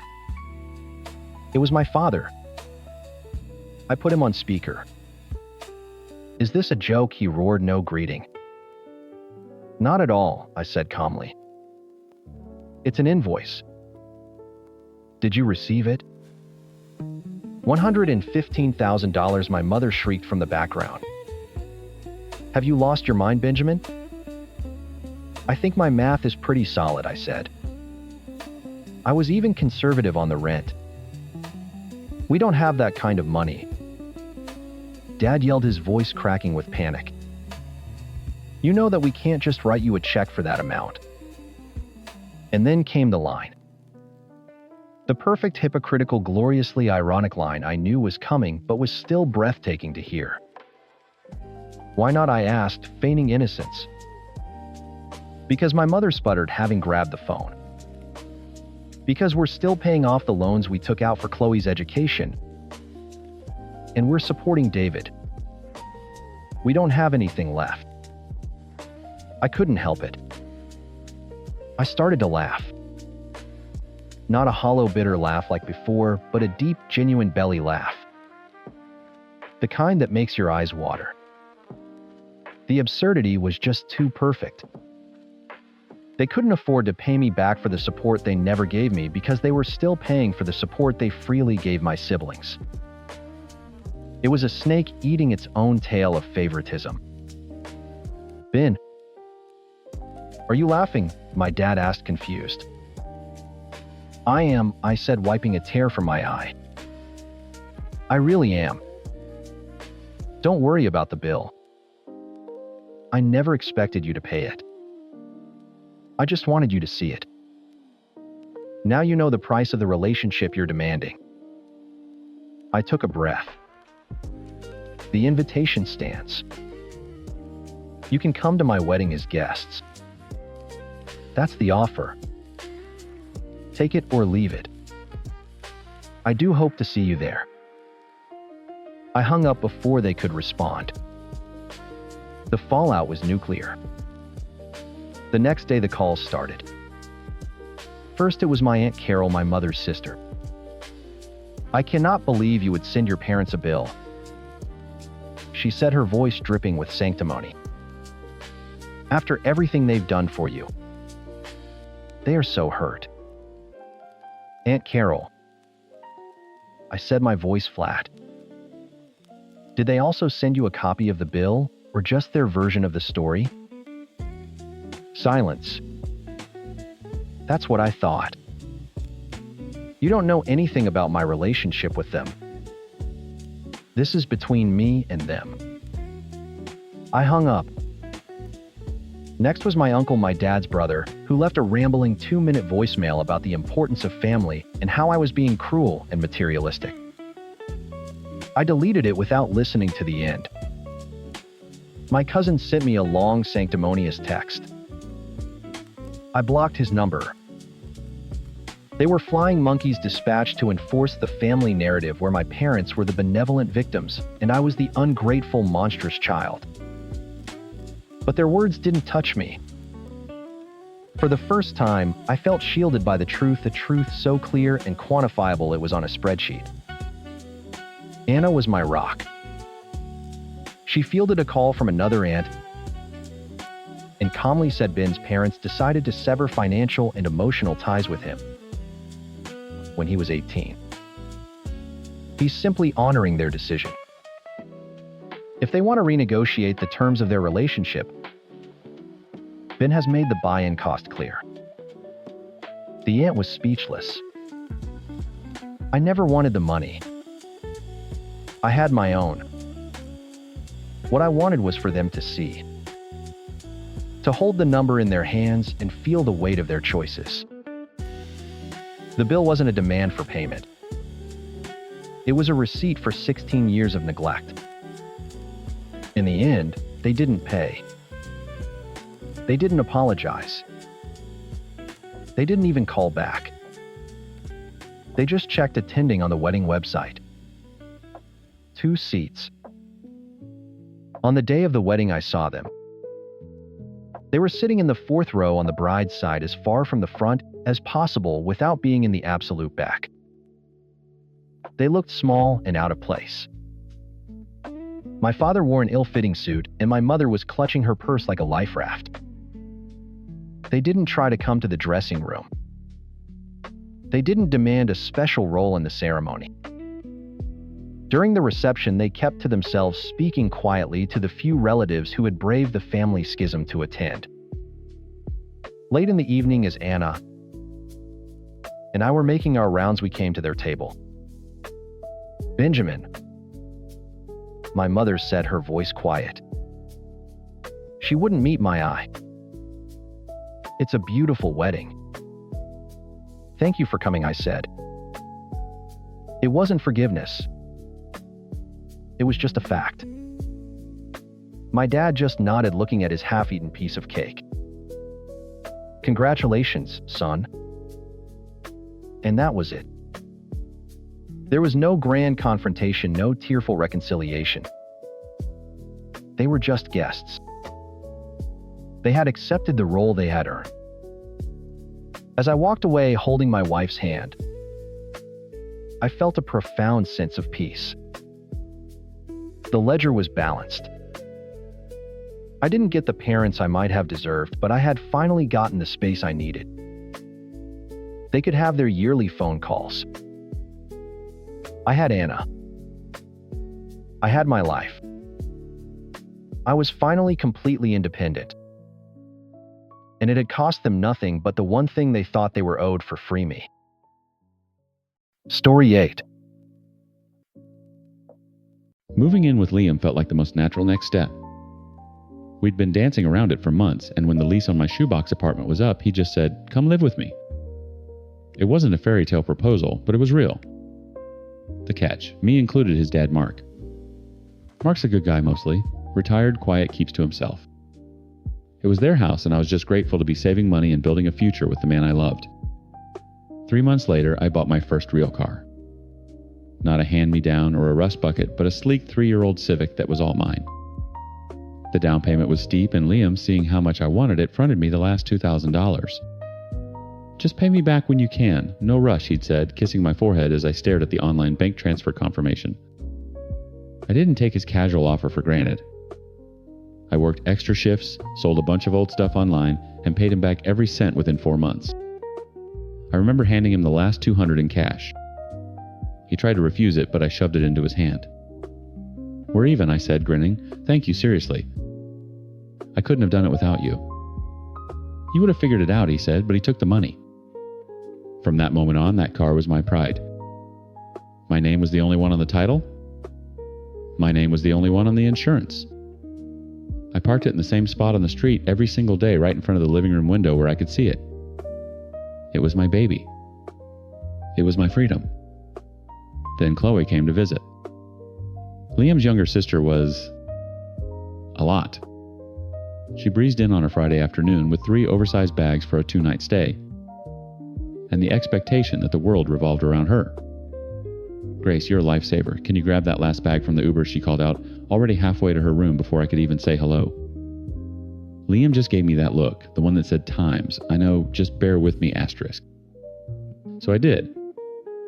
I smiled, I made small talk, and I tried my best to ignore the way she treated our home like her personal hotel.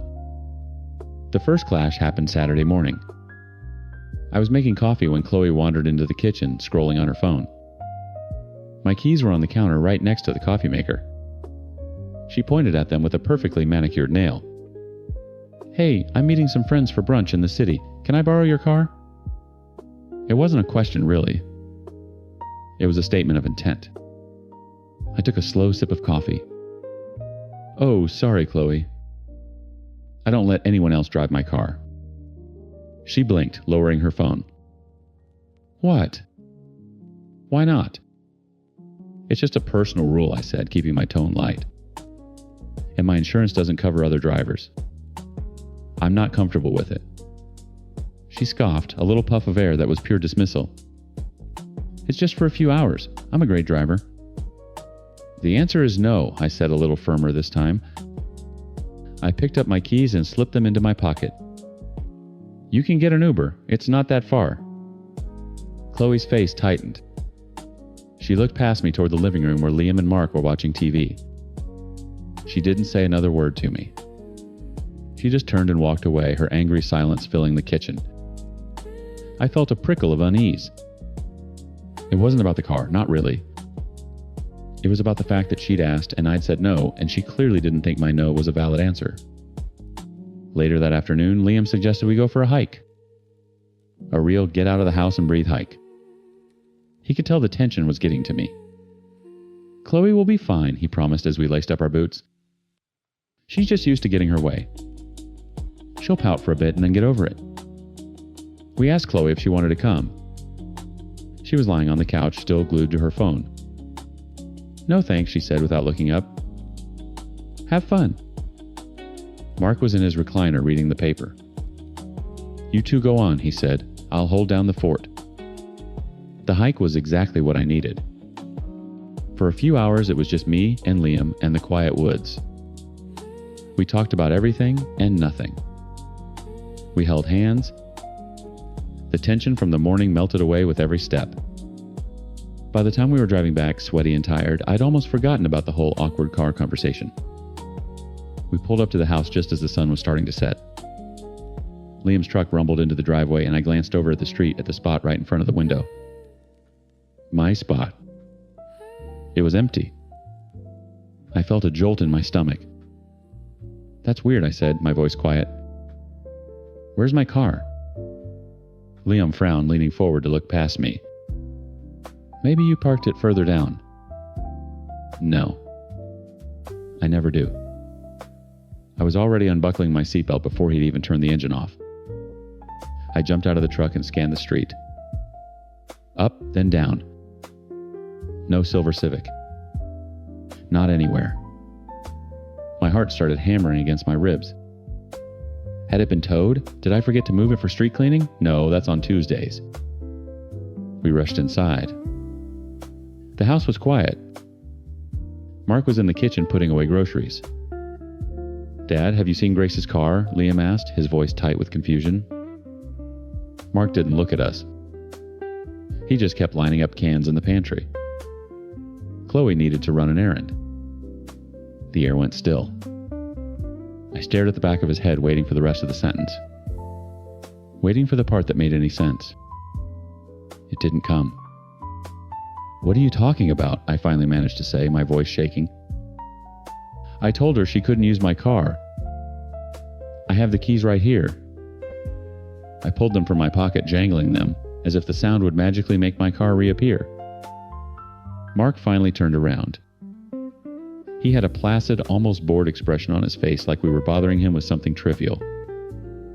I gave her the spare set, he said. I felt like I'd been slapped.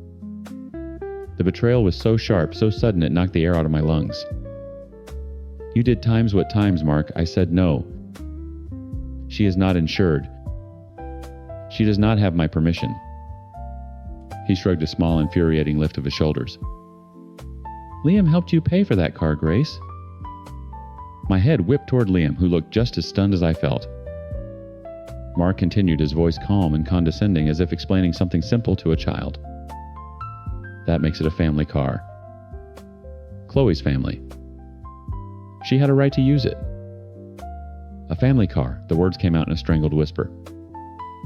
I stared at him, then at Liam, my mind scrambling to process the sheer audacity. Liam paid me back the loan I gave him for his student debt 5 years ago. Does that make his college degree times family property times, Mark? Mark's face soured. That's different. No, it's not, I shot back my voice, finally finding its volume. It's exactly the same. A loan was given, a loan was repaid. End of transaction.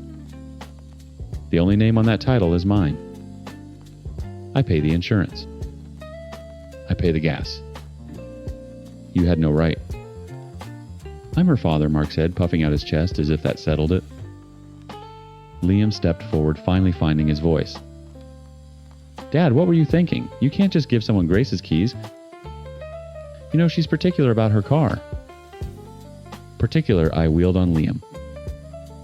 This isn't about being times particular times. This is about theft. Your sister and father stole my car. I pulled out my phone, my hand shaking so badly I almost dropped it. I scrolled to Chloe's contact and hit call.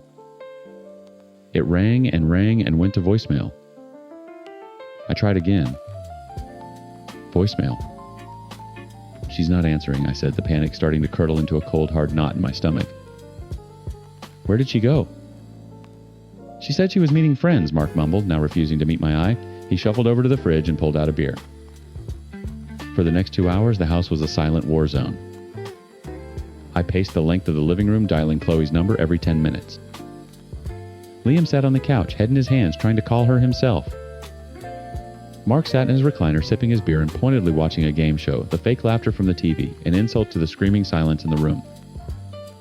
Every car that drove down the street made my head snap toward the window. Every minute that passed, my anxiety ratcheted higher. This wasn't just about my car anymore. What if she crashed it? What if she hit someone? The police would come to my door. My insurance would be ruined. My name, my responsibility. They hadn't just taken my property. They had chained me to a liability I never agreed to. It was 9 p.m. She'd been gone for 5 hours. That was it. I stopped pacing. A chilling calm washed over me. I'm calling the police, I announced to the room. Mark snorted. Don't be so dramatic. Liam's head shot up. Grace, wait. Let's just give her another hour. She'll be back. No, I said, my voice flat and empty of emotion. My car is gone. I do not know where it is. The person who took it will not answer my calls. The legal term for that is stolen. You wanted it to be a family matter. You got it. But the law is not family. The law is the law. I walked into the kitchen away from their pleading and dismissive faces and dialed 911. I gave the operator my name, my address, and a description of my silver Civic. I gave them the license plate number, which I knew by heart. And who was the last person seen with the vehicle? The operator asked. I took a deep breath. Chloe Miller. Hanging up felt like cutting a cord. There was no going back. I walked back into the living room. Mark was on his feet, his face purple with rage. Liam just looked broken. You're really trying to get my daughter arrested, Mark bellowed. I'm trying to get my car back, I said, meeting his glare. Your daughter's choices are her own. 30 minutes later, the blue and red lights washed over the living room walls. A police cruiser was parked right where my car should have been. As I was giving my statement to a calm professional officer on the porch, a familiar set of headlights turned onto our street. My Civic. They pulled up behind the cruiser, music thumping from the inside. Chloe got out a shopping bag in her hand, a confused look on her face. What's going on? She asked, walking toward us. The officer turned to her. Ma'am, is this your vehicle? Chloe laughed. A real, actual laugh. No, it's my brother's girlfriend's. What's the big deal? The big deal, I said, stepping forward, is that I reported it stolen an hour ago. The color drained from Chloe's face. The shopping bag slipped from her fingers, its contents spilling onto the lawn. The fallout was immediate and nuclear. The police, after a tense 20 minutes of questioning and verifying my ownership, determined it was a civil matter, not a criminal one, since she had been given the keys, albeit without my permission. They gave Chloe a stern warning about unauthorized use of a vehicle and left, but the damage was done. The moment their car was gone, the screaming started. You called the cops on me, Chloe shrieked, her face a mask of furious disbelief. Are you insane? I could have been arrested. I could have a record. Maybe you should have thought of that before you took my car after I explicitly told you no, I yelled back, my own composure shattering.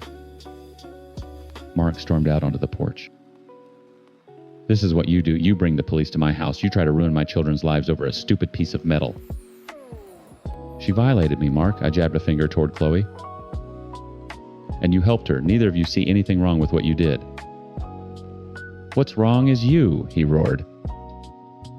We welcomed you into this home, and you repay us by treating us like criminals. I looked at Liam, my last hope. He was standing in the doorway, his expression torn. Grace, he started, his voice low. I'm on your side. I am. What they did was completely out of line. But the police? Was that really necessary? Couldn't we have just handled this as a family? His words were a gut punch. After everything, after the complete disregard for me, my property, my boundaries, he was still asking if times had gone too far. Handle it how, Liam? I asked, my voice dangerously quiet. By letting them walk all over me, by accepting that my no means nothing in this house. They didn't treat me like family. They treated me like a resource. A doormat. They left me no other way to handle it. They wouldn't listen to my words, so I used an action they couldn't ignore. Chloe scoffed. You need to apologize. Right now. And you need to call them back and retract everything you said. I stared at her, then at Mark's furious face, then at Liam's conflicted one. And in that moment I knew it wasn't just about the car anymore. It was about everything. I turned back to Chloe, a cold certainty settling over me. "No," I said. "I'm not apologizing for anything." Then I walked over to my car, got in, and locked the doors. I sat there in the driver's seat, my car, my property, my sanctuary, and watched the family I thought I was joining tear itself apart on the lawn. The only thing I knew for sure was that I was done letting them drive. Story 9. It was supposed to be temporary. 6 months max. That was the lie my husband Mark and I told ourselves when we packed our life into cardboard boxes and moved into his childhood bedroom. His company had restructured, which was a polite way of saying his entire department was gone. Our savings evaporated faster than water in the desert. Moving in with his parents felt less like a choice and more like our only remaining move on a chessboard where we were already in checkmate. His mother Carol was all smiles and hugs when we arrived. "Welcome home, you two. My house is your house." She fussed over Mark, pinching his cheeks like he was still 12. To me, she offered a brittle, tight-lipped smile that didn't reach her eyes. "I'm so glad we can be here for you," she said, her voice dripping with a sweetness so fake it could give you a cavity. The welcome home phase lasted about 48 hours. The shift was subtle at first. It was in the way she'd watched me load the dishwasher, only to reload it the correct way the second I left the room. It was the comments whispered just loud enough for me to hear. Some people just don't know how to keep a clean house. Mark would be in the garage with his dad, and her whole demeanor would change. The mask would drop. "I made lasagna for dinner," she announced one afternoon, her voice bright. "Oh, that's great, Carol. Can I help with anything?" I asked, genuinely trying to pull my weight. She waved a dismissive hand. No. You just relax. I know you're not much of a cook." It was 1,000 tiny paper cuts, each one stinging more than the last. She told her friends on the phone that I was lazy, that I slept all day while her poor son was out looking for work. She told Mark's aunt that I was a gold digger furious that he'd lost his high-paying job. The problem was, I never heard her say these things directly. They were delivered to me secondhand like little poison-tipped arrows by the only ally I had in that house, Mark's 16-year-old sister, Chloe. She'd slip into our room late at night, her face pale under the dim light of the hallway. "You need to know what she said today," she'd whisper, perched on the edge of our bed. "She told Grandma you were the reason Mark lost his job. That you were too much of a distraction." I'd just nod, a familiar cold knot tightening in my stomach. Every word was another brick in the wall being built around me. I started staying in our room, the floral print wallpaper from 1992 closing in on me. I'd cry in the shower so Mark couldn't hear the hot water washing away nothing. I was losing weight. Dark circles formed under my eyes. I felt like a ghost haunting someone else's home. Mark saw it, of course. "What's wrong, babe? You seem so down." How could I explain it? Your mom hates me. She's telling everyone I'm a terrible person. It sounded childish, paranoid. He'd try to defend her. My mom, no, she loves you. She's just old-fashioned, stressed out. He didn't see the snake. He only saw his mother. The lies got more vicious. I wasn't just lazy. I was secretly spending all their money on clothes. I hadn't bought anything new in a year. I wasn't just a bad cook. I was ungrateful for the food she provided. Chloe told me Carol had started calling me the princess because I supposedly expected everyone to wait on me hand and foot. I was sinking. The constant, insidious psychological warfare was breaking me down piece by piece. The woman was a master of plausible deniability. To my face, it was all passive-aggressive sighs and backhanded compliments. Behind my back, she was methodically destroying my reputation and my sanity. The breaking point came when Mark's dad, a quiet man who usually stayed out of it, cornered him in the garage. "Your mother's worried," he said, not meeting Mark's eyes. "She says Stephanie has been drinking." Found a bottle of vodka in the trash. I don't drink vodka. I barely drink at all. It was a lie so blatant, so malicious that it finally shattered Mark's denial. He came upstairs, his face ashen. He didn't even have to ask me. He knew. "That's it," he said, his voice a low growl. "We're talking to her. Right now." We found Carol in the living room watching her favorite game show, a serene smile on her face. She looked up as we came in, her expression instantly shifting to one of mild concern. "Is everything all right, dears?" "No, Mom, it's not," Mark started, his voice shaking with a rage I'd never seen before. "Why did you tell Dad that Stephanie was drinking?" Her face crumpled. It was a performance worthy of an Oscar. Her eyes welled with tears, her lower lip trembled. "What? Oh, Mark, no. I would never... I was just worried. I found an empty bottle, and I didn't know what to think." "There was no bottle, Carol," I said, my voice flat. "Just stop." "Why are you doing this?" Mark pleaded. "The things you've been saying," Chloe told us. The second he said Chloe's name, the air in the room changed. The tears vanished.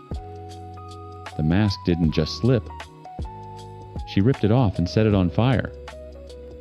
Her face hardened into something cold and reptilian.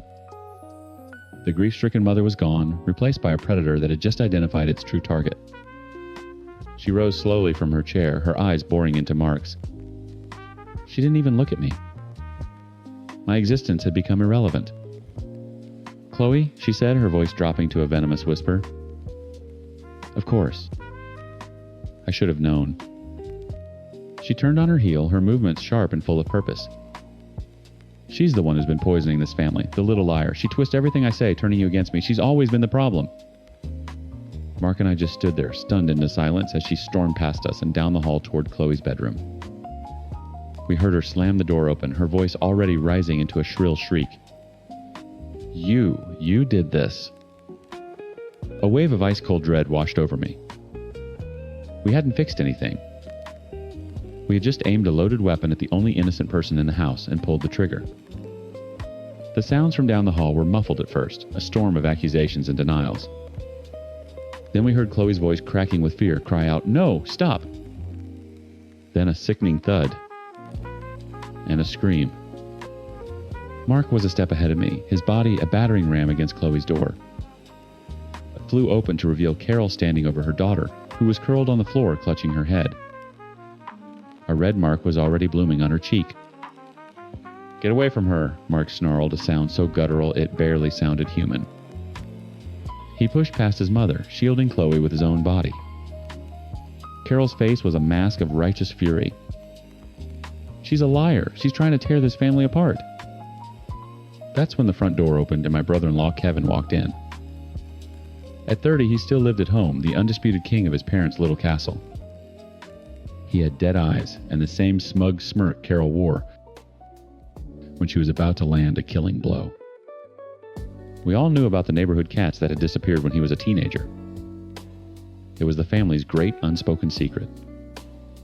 "What the hell is all the yelling about?" he drawled, dropping his keys on the counter. "Nothing, baby." Carol cooed, her entire demeanor shifting in an instant. "The princess is just having one of her little fits." She gestured toward me. I saw red. "Your baby just hit your daughter." Kevin's eyes narrowed. He sauntered down the hall toward us. "You talking to my mom." "Everyone just needs to calm down," Mark's dad said, finally emerging from the living room, a useless, placating gesture. Chloe, from behind Mark's legs, looked at her brother and mumbled, "Just shut up, Kevin. You weren't even here." It happened so fast. One second Kevin was smirking, the next he was moving. He didn't go for Chloe. He shoved me hard against the wall, my head cracking against the drywall. And then he pulled a handgun from the waistband of his jeans. He didn't point it at me. He pointed at Chloe. "What did you say to me?" he hissed, his voice dropping low and lethal. The air solidified. No one breathed. Mark moved with impossible slowness, raising his hands. "Kevin. Put it down, man. Put the gun down." Kevin's gaze flickered between Mark and Chloe, his knuckles white on the grip. My heart was a jackhammer against my ribs. This was it. This was how it ended, in a hallway that smelled like dust and old secrets, because a 16-year-old girl told her monster of a brother to shut up.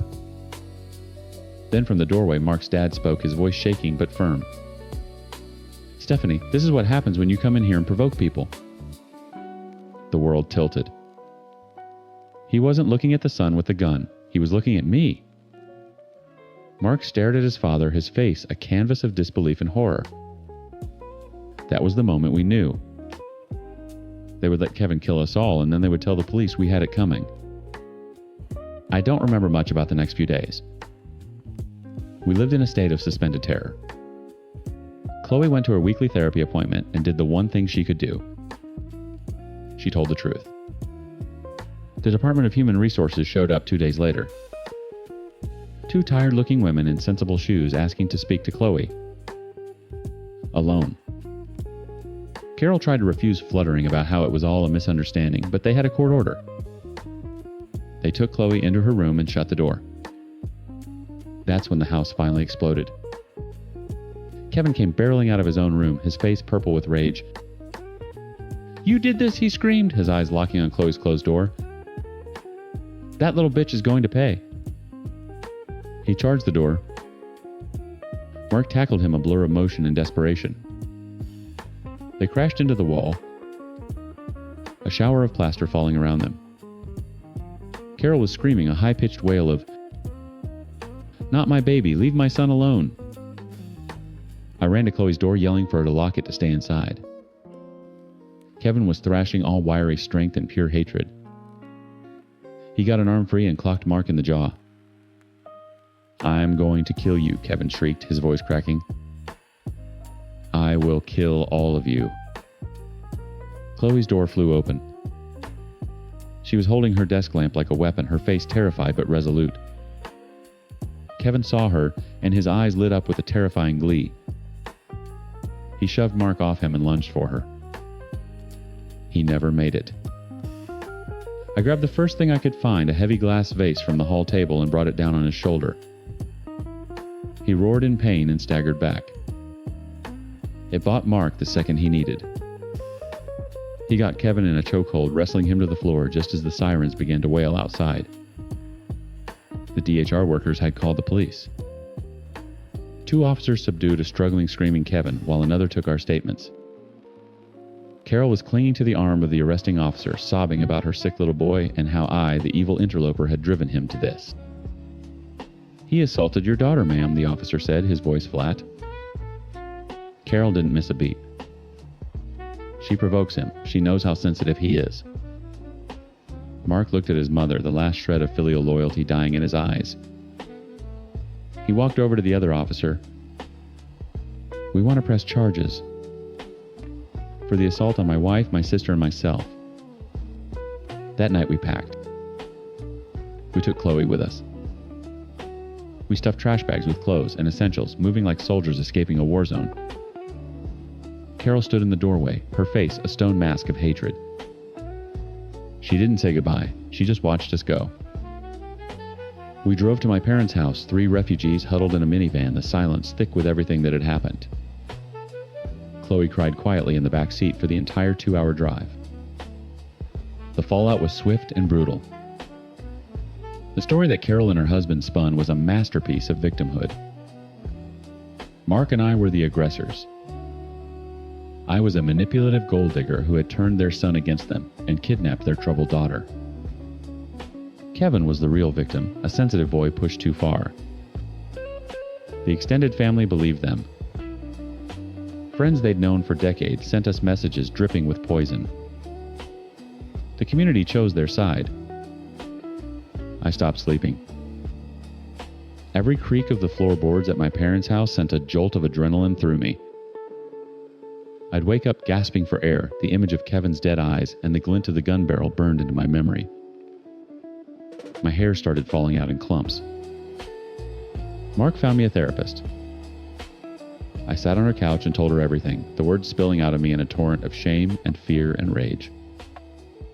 She diagnosed me with severe PTSD. We have a restraining order against Kevin and Carol. We went completely no contact. Chloe is enrolled in a new school and is slowly, tentatively starting to heal. Mark found a new job, not as good as the old one, but it's a start.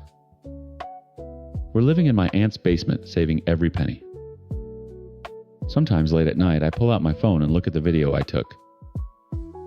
The one of Kevin screaming death threats as Mark holds him down, his face contorted in a mask of pure evil. The police have it as evidence. I keep it as a reminder. A reminder that we survived. A reminder that we will never, ever go back. Our revenge isn't loud or violent. It's quiet. It's the sound of us locking the door at night, knowing we're finally safe. It's the future we are building one brick at a time, far from the rubble of his family. Story teen. The lies started small. In 3rd grade, Casey told her entire class she had a pet pony named Stardust who lived in a secret stable behind our suburban townhouse. I only found out at a parent-teacher conference when Mrs. Davison asked me with a perfectly straight face how Stardust was recovering from his sprained ankle. I remember the hot flush of embarrassment, the forced laugh. "Oh, Casey, in her imagination," I'd said. But it wasn't imagination. It was something else, something sharper. By 16, the lies had grown teeth. She'd look me dead in the eye and swear she'd been at the library when I could smell the smoke on her jacket. She'd invent elaborate stories about feuds with friends, painting herself as the tragic victim in dramas that I'd later learn never even happened. My husband, Mark. And I tried everything. Therapy, tough love, gentle talks over dinner. Nothing stuck. So when she sat us down in the living room, her hands trembling, and said, "Mom, Dad, I'm gay," our first overwhelming instinct was relief. Finally, a truth. A real, solid, unshakable truth. "Okay," Mark said, leaning forward and putting his hand over hers. "Okay, honey, we love you." I slid over on the couch and wrapped my arms around her. "We love you so much," I whispered into her hair. "Are you okay?" She sobbed into my shoulder. A gut-wrenching sound of fear and release. That was the night we met Sarah, her first girlfriend. Casey called her, and Sarah came right over, nervous and sweet. We ordered pizzas and Mark made his terrible dad jokes, and by the end of the night, Sarah was calling him Mr. Mark and laughing. For the first time in years, the tension in our house eased. We had our daughter back. We leaned in hard. We bought rainbow flags for our garden during Pride Month. We took Casey and Sarah on our family vacation to the lake. And the pictures from that trip are still on our mantle, the 4 of us, arms slung around each other, squinting in the sun. We celebrated their anniversaries. When they broke up a year later, I held Casey while she cried and told her she would find love again, that her heart was big enough. But the truth of her sexuality didn't cure the sickness of her lying. Her behavior escalated. There were screaming matches that came out of nowhere, accusations that we were trying to control her, that we never loved her. Money went missing from my purse. She dropped out of community college and refused to get a job. She was a ghost in our house, a storm cloud of misery. The diagnosis finally came after a particularly bad episode landed us in a crisis center. Borderline personality disorder. It had a name. It explained the frantic efforts to avoid abandonment, the unstable self-image, the explosive anger. We read every book, joined support groups. We found a top-rated treatment facility that specialized in BPD. "We'll pay for all of it," I told her, sitting at the kitchen table, brochures spread between us. "Inpatient, outpatient, whatever you need. We just want you to get better." Casey stared at the brochures, her face a mask of stone. "So you're trying to ship me off?" "No," Mark said, his voice firm but gentle. "We are trying to help you. But honey, we can't live like this anymore." The screaming, the accusations. It's destroying our family. The ultimatum is this: you agree to get treatment, and we will support you 100%, or you need to find your own place to live. She chose to leave. She packed 2 suitcases that afternoon, and her friend picked her up. She didn't even say goodbye. The next few years were a blur of strained phone calls and radio silence. We kept her on our health insurance, sent her money when she asked, and told her every single time that our offer to pay for treatment still stood. Then slowly things started to change. At 23, she got a job as a DEI manager for a trendy tech startup. She told us she was in therapy, that she was working on herself. We started having tentative Sunday dinners. She was still our Casey, but there was a new calm in her eyes. We let ourselves hope. Last week, she sent me a link in a text message. Mom, my company is doing a big Pride Month campaign, and they featured my coming out story. I'm so excited for you to read it. My heart swelled. Mark and I huddled over my laptop at the kitchen counter, my arm linked through his. Look at her, he said, pointing at her professional headshot on the webpage. So grown up. I'm so proud, I said, my voice thick. I clicked the link. The title of the article was My Journey to Authenticity: How I Found Myself After My Family Knew the Truth. I started reading, a smile on my face. The first few paragraphs were about her feelings, her internal struggle. Then, I got to the part about us. Asterisk, I sat my parents down in our living room, my heart pounding out of my chest, and I told them I was a lesbian. The silence that followed was deafening. My mother's face hardened. My father just stared at the wall. The next day, my bags were packed and left on the front porch. They told me this wasn't the life they wanted for me, that I wasn't welcome in their house as long as I chose this lifestyle. I was 16 and homeless. Asterisk. The words blurred. I read the sentence again and again. My breath caught in my chest. Asterisk, for 2 years, I couch surfed and slept in my car, completely cut off from the people who were supposed to love me unconditionally. It wasn't until a relative guilt tripped them into it that they finally let me come back home, but things were never the same. Their acceptance was cold, conditional. It was a long, painful road to where I am today, but I'm proud of the woman I've become, not because of them, but in spite of them. Asterisk. Emma, what's wrong? Mark asked, his hand on my shoulder. I couldn't speak. I just pointed at the screen. I watched his eyes scan the text, saw his face drain of color. He looked like he'd been punched. The post was going viral. It had thousands of shares, tens of thousands of likes. In the comments, God, the comments. What monsters. To do that to your own child.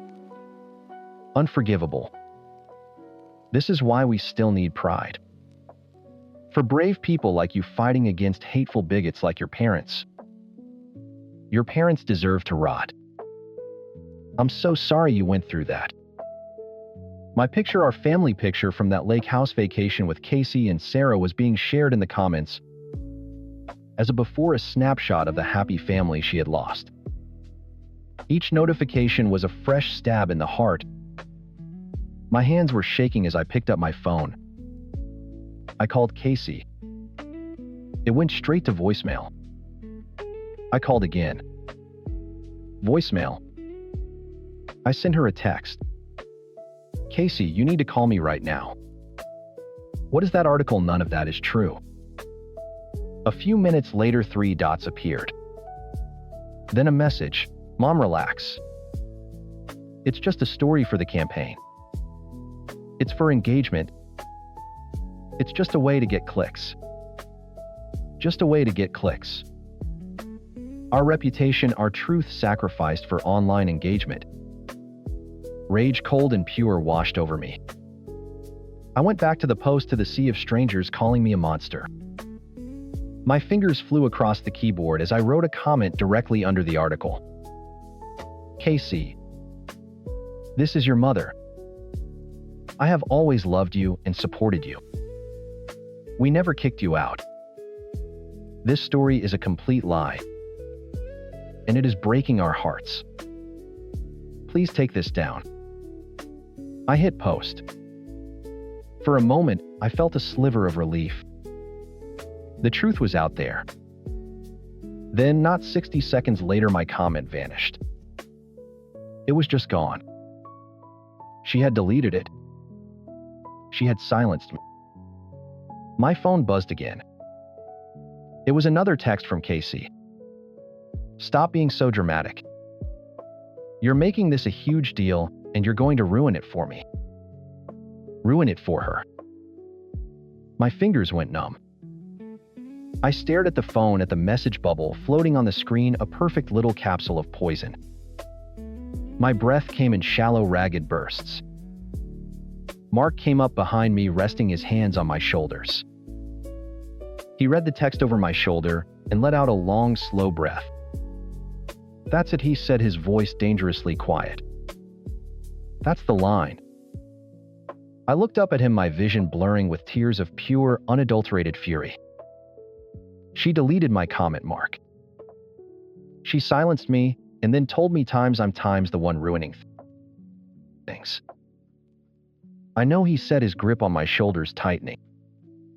So we stopped being silent. A switch flipped inside me. The grief and the shock hardened into something solid and sharp. She wanted a story, I'd give her one. The truth. The attic, I said, already moving. The photo boxes. I'll get the laptop. Mark said, his voice a grim echo behind me. For the next hour, we were a machine. We didn't talk much, just worked. I pulled down box after dusty box, my hands smudged with dirt and time. I ripped open envelopes and let years of memory spill onto the floor. There it was, Pride 2018. The four of us, me, Mark, Casey, and sweet Sarah, all wearing matching rainbow Free Mom Hugs and Free Dad Hugs t-shirts. Casey was grinning, her arm thrown around my neck, her face alight with joy. I scanned the photo. Next, the vacation album from the lake house. Casey and Sarah in a canoe laughing as Mark pretended to be a sea monster. Casey and me on the dock, our feet in the water, her head resting on my shoulder. Click. Scan. Mark was at the dining room table, pulling old videos off a hard drive. He found the one from Casey's 17th birthday. Make a wish, sweetie, I was saying from behind the camera. She blew out the candles on her cake. A rainbow layer cake I'd spent all day making, and Sarah kissed her on the cheek. Everyone cheered. Got it, Mark said. He uploaded the clip. I sat down next to him, the evidence laid out before us like a murder investigation. The life we had lived. The love we had given. All of it denied for clicks. I opened my own Facebook page. My hands weren't shaking anymore. They were steady. What are you going to say? Mark asked softly. The truth, I said. The whole truth. I started to type. Asterisk. This is for everyone who has read the article about my daughter Casey and has left comments calling my husband and me monsters. I am not a monster. I am a mother whose heart is being publicly broken by a lie. Asterisk. Asterisk. Casey has a long history of mental illness, including a diagnosis of borderline personality disorder.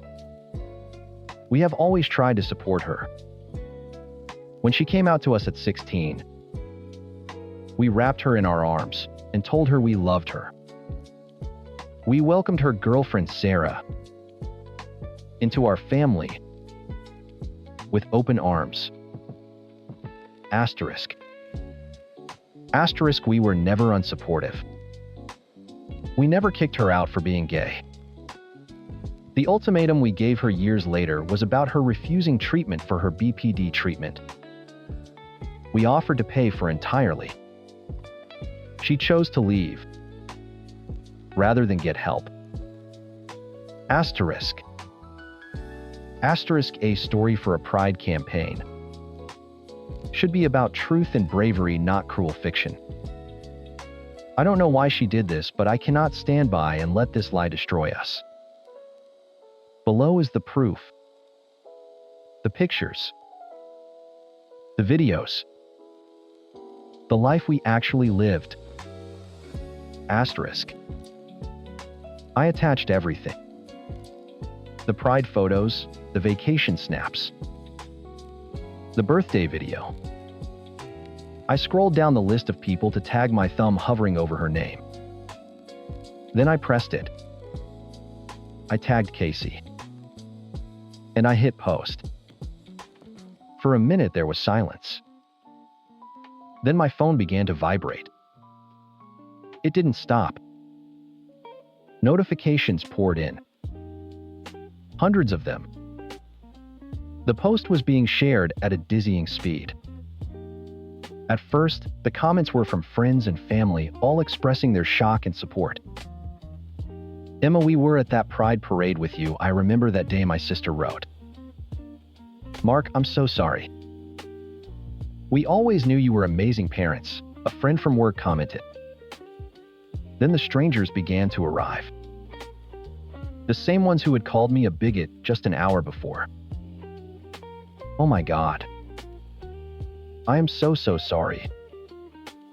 I shared the original article, and I feel sick now. I've deleted it and shared this. Wow. The receipts are undeniable. Your daughter needs serious help. As a member of the LGBTQ community, thank you for not letting her story stand. We don't claim her.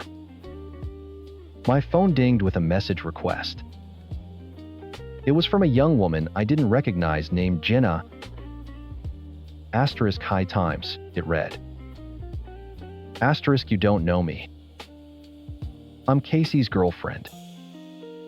I just saw your post. I had no idea. She told me the same story she wrote in the article. I feel like such an idiot. I just called her out on it and she went ballistic. I'm so sorry, asterisk. My heart ached for this girl, another casualty of Casey's fabrications. And then my phone rang. Casey's face flashed on the screen. I put it on speaker. Hello, Casey. I said, my voice flat and cold. What the hell did you do? She screamed, her voice shrill and ragged. There was no greeting, no preamble. Just pure rage. I told the truth, I said calmly. Something you seem to have forgotten how to do. You made me look like a liar. You ruined everything.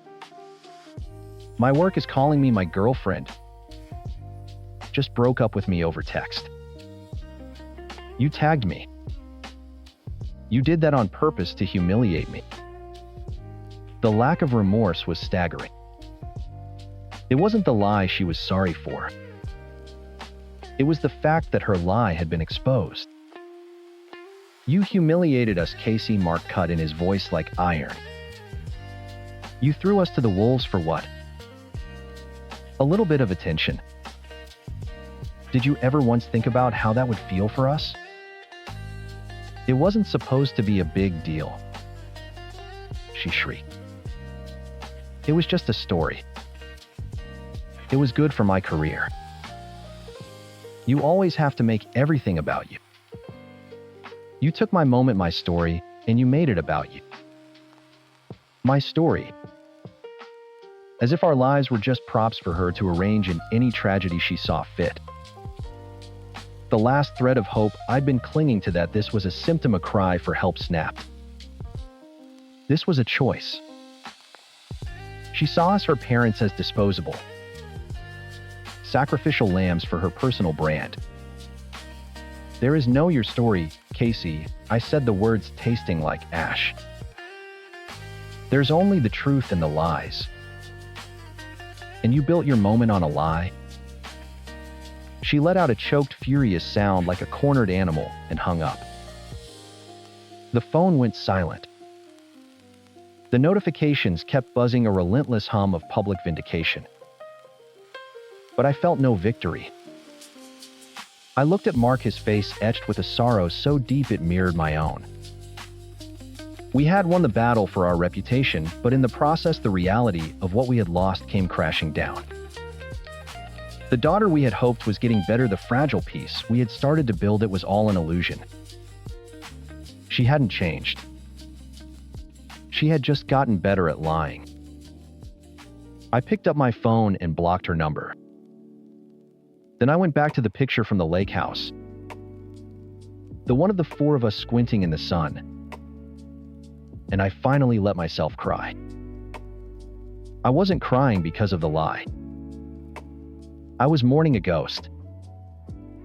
I was mourning the daughter I thought I'd finally gotten back. Story 11. It all started with a Facebook profile picture. A completely harmless photo Mark had snapped of me laughing, my hand resting on the tiny bump that was just starting to show. He loved it. He made it his profile picture and captioned it, "My two favorite people." My phone rang an hour later. It was Mark. "Hey, is everything okay?" I asked. His voice was tight, strained. "Yeah, I had to change my profile picture back." I sat up. "What, why?"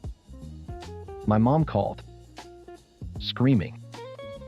He let out a frustrated sigh.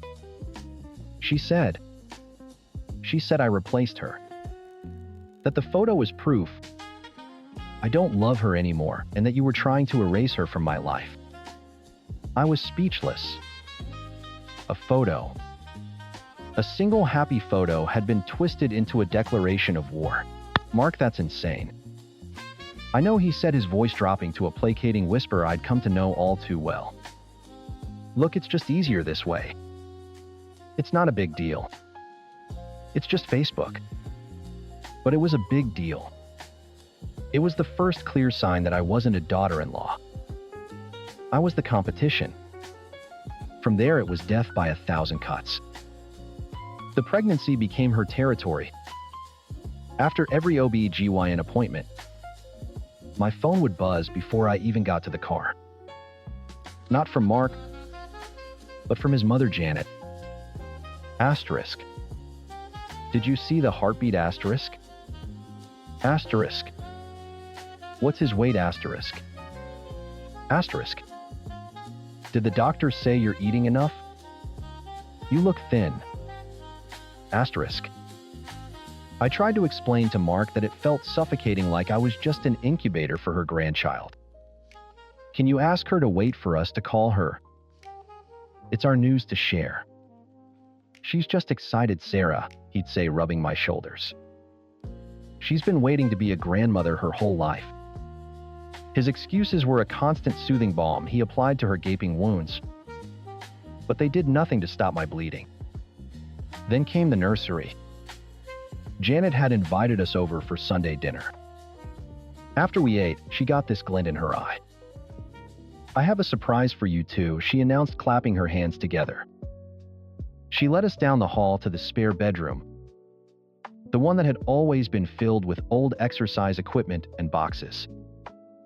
She threw the door open with a dramatic flourish. My breath caught in my throat. The room was painted a soft duck egg blue.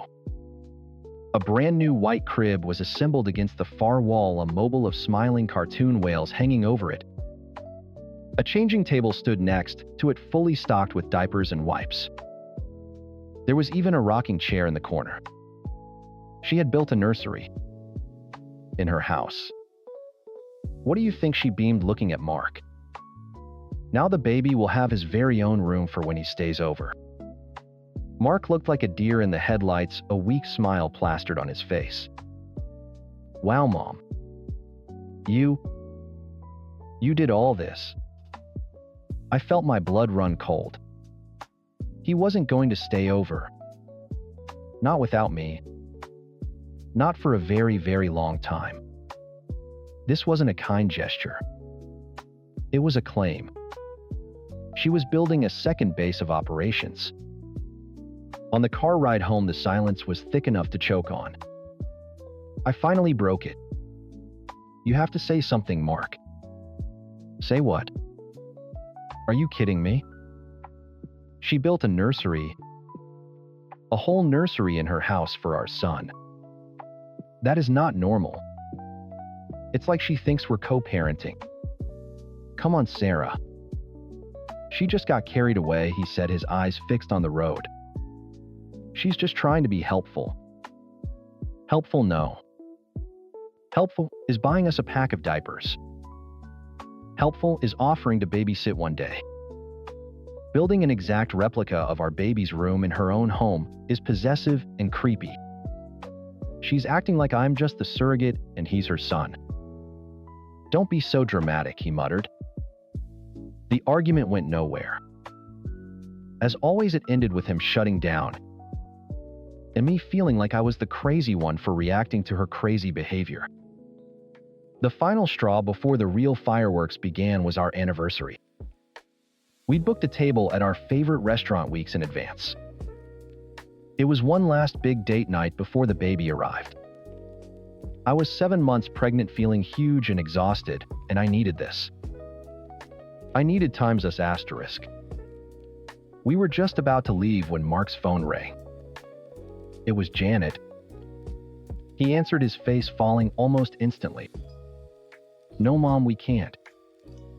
No, I'm with Sarah. Because it's our anniversary. There was a long pause. I watched his posture deflate. Okay. Love you too. He hung up and wouldn't look at me. What was that about? I asked, my stomach twisting. Her car won't start. She wanted me to come give her a jump. And you told her we have reservations, we're about to be late for right. He finally met my eyes, and I saw the guilt there. She got really upset. Said she's all alone and has no one else to count on. She has AAA, Mark. And a dozen friends. And your uncle lives 5 minutes from her. I know, but... Before he could finish, his phone buzzed with a text. He glanced at it, and his face hardened. He quickly shoved it in his pocket. Let me see it, I said. It's nothing. Mark? Show me the text. He hesitated, then handed it over. It was from Janet. Asterisk, I see how it is. You choose her over your own mother. I guess I'll just sit here in the dark by myself. Have a wonderful anniversary. Asterisk. I felt a rage so pure and hot it nearly blinded me. This wasn't about a car. It was a loyalty test. And in her eyes, he was failing. This is what I'm talking about, I said, my voice shaking. This is emotional blackmail. She's a saboteur. She can't stand you having a life with me, a family with me that doesn't revolve around her. She wants to be the sun you orbit, and I'm just some asteroid she's trying to smash to pieces. You're blowing this out of proportion, he said, but his words had no conviction. He knew I was right. He just couldn't admit it. We went to dinner, but the night was ruined. The food tasted like ash. All I could think about was the future. A future where every birthday, every holiday, every milestone would be a battleground. I was 35 weeks pregnant when the panic truly set in. I'd wake up in the middle of the night gasping for air, a vision of Janet snatching my baby from my arms in the hospital room burned into my mind. I saw her swooping and taking over, telling me I was holding him wrong, feeding him wrong, being his mother wrong. She wouldn't just be a visitor. She would be an occupying force. And Mark, my dear conflict avoidant Mark, would just stand by and say, "She's just excited, Sarah." Lying in bed one night, feeling my son kick against my ribs, I knew I couldn't let that happen. He deserved a peaceful start. I times deserved a peaceful start. I couldn't go through the most vulnerable, raw experience of my life with my chief rival watching from the sidelines waiting for me to fail. A hard, cold certainty settled in my bones. I had to draw a line in the sand so deep and so wide that she couldn't cross it. There would be no negotiation. No compromise. I sat up, my heart pounding. Mark was still asleep beside me, oblivious. This was it. This was the moment I had to save my family. Before it was even fully formed. I took a deep breath, the words forming on my lips. Ready to wake him up and change everything. I gently shook him awake. "Mark," he mumbled, rolling over. "What's wrong? Is it the baby?" "No, he's fine. We need to talk." I waited until his eyes focused on me. "I've made a decision. When I go into labor, I only want you in the hospital. No visitors. Not your mom, not my mom, nobody. Just for the first couple of days. We need that time for ourselves, for us to become a family." He blinked, scrubbing the sleep from his face. "Okay. Yeah, okay. But my mom is going to flip out." "I know," I said, my voice flat. "That's your job. You have to tell her. You have to handle it." He did. The next day he called her. I only heard his side of the conversation, a series of placating murmurs and defensive sighs. "Mom, it's not about you." "No, of course not. It's Sarah's decision, but I support it. Mom, please don't cry." He hung up the phone looking like he'd aged 10 years. So I asked, bracing myself. "She thinks you're trying to steal her grandchild," he said, avoiding my gaze.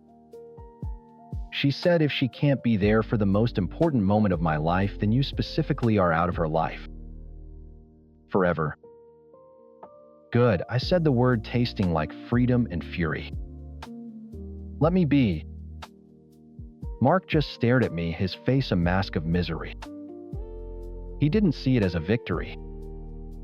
He saw it as a war he was losing on all fronts. Our son Leo was born 3 weeks later. The 2 days we had alone in the hospital were the most peaceful, magical days of my life. It was a bubble, just the three of us learning each other. I knew it couldn't last. The moment we brought Leo home, the siege began. Janet showed up, her face a thundercloud of forced smiles. She held him stiffly, her eyes darting between me and Mark as if looking for confirmation that she was doing it right and I was doing it wrong.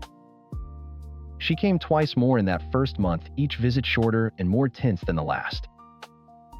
She never asked how I was recovering. She barely spoke to me at all. Her focus was singular: the baby. My baby. The real explosion came when Leo was exactly 4 weeks old. Mark was back at work for his first full week. At 1015 a.m., my phone buzzed. It was a text from him. Asterisk, asterisk, Mark, mom is losing her mind. Asterisk, asterisk. Attached was a screenshot. A text from Janet sent to Mark a minute earlier. Asterisk, Janet, I just did the math. In the entire month since he was born, I have held my own grandson for a grand total of 1 minute and 22 seconds. Do you think that's right? Asterisk. My blood ran cold. She was timing it with a stopwatch. Asterisk asterisk me don't engage. Do not reply to that. Asterisk asterisk. Asterisk asterisk mark too late. I told her that's not true. And she's being ridiculous. Asterisk asterisk. Another screenshot came through. Asterisk Janet. Oh. I'm ridiculous. I'm ridiculous for wanting to see the baby you made you. Let her cut me out completely. She's won. I hope you're both very happy. I don't know why I ever thought I'd be a part of his life. Asterisk. The manipulation was so transparent. It was almost pathetic. She was a toddler throwing a tantrum. Asterisk asterisk me mark stop. You're giving her exactly what she wants. Attention, asterisk asterisk. Asterisk asterisk mark. I can't just ignore my mother asterisk asterisk. I didn't have time to reply before the final screenshot arrived. It was sent at 10:52 a.m., exactly 37 minutes after her first text. A lifetime in meltdown time. Asterisk Janet, you know what I'm done. I am done trying. You've made your choice. You chose her. So have a nice life with your new family. I'm done with you. And I'm done with him. The middle finger emoji. She sent her son, the new father of her only grandchild, a middle finger emoji because he wasn't catering to her delusions. I stared at the screen, a strange calm washing over me. This was it. This was the proof. This was the unhinged, undeniable, written in pixelated ink proof that I wasn't the crazy one. I saved the screenshot. My Exhibit A. That night after I put Leo to sleep, I found Mark sitting on the couch staring at the blank TV screen. He looked hollowed out. Are you okay? I asked, sitting beside him. I don't know what to do, he whispered. She's my mom. She's out of control, Mark. I took a deep breath.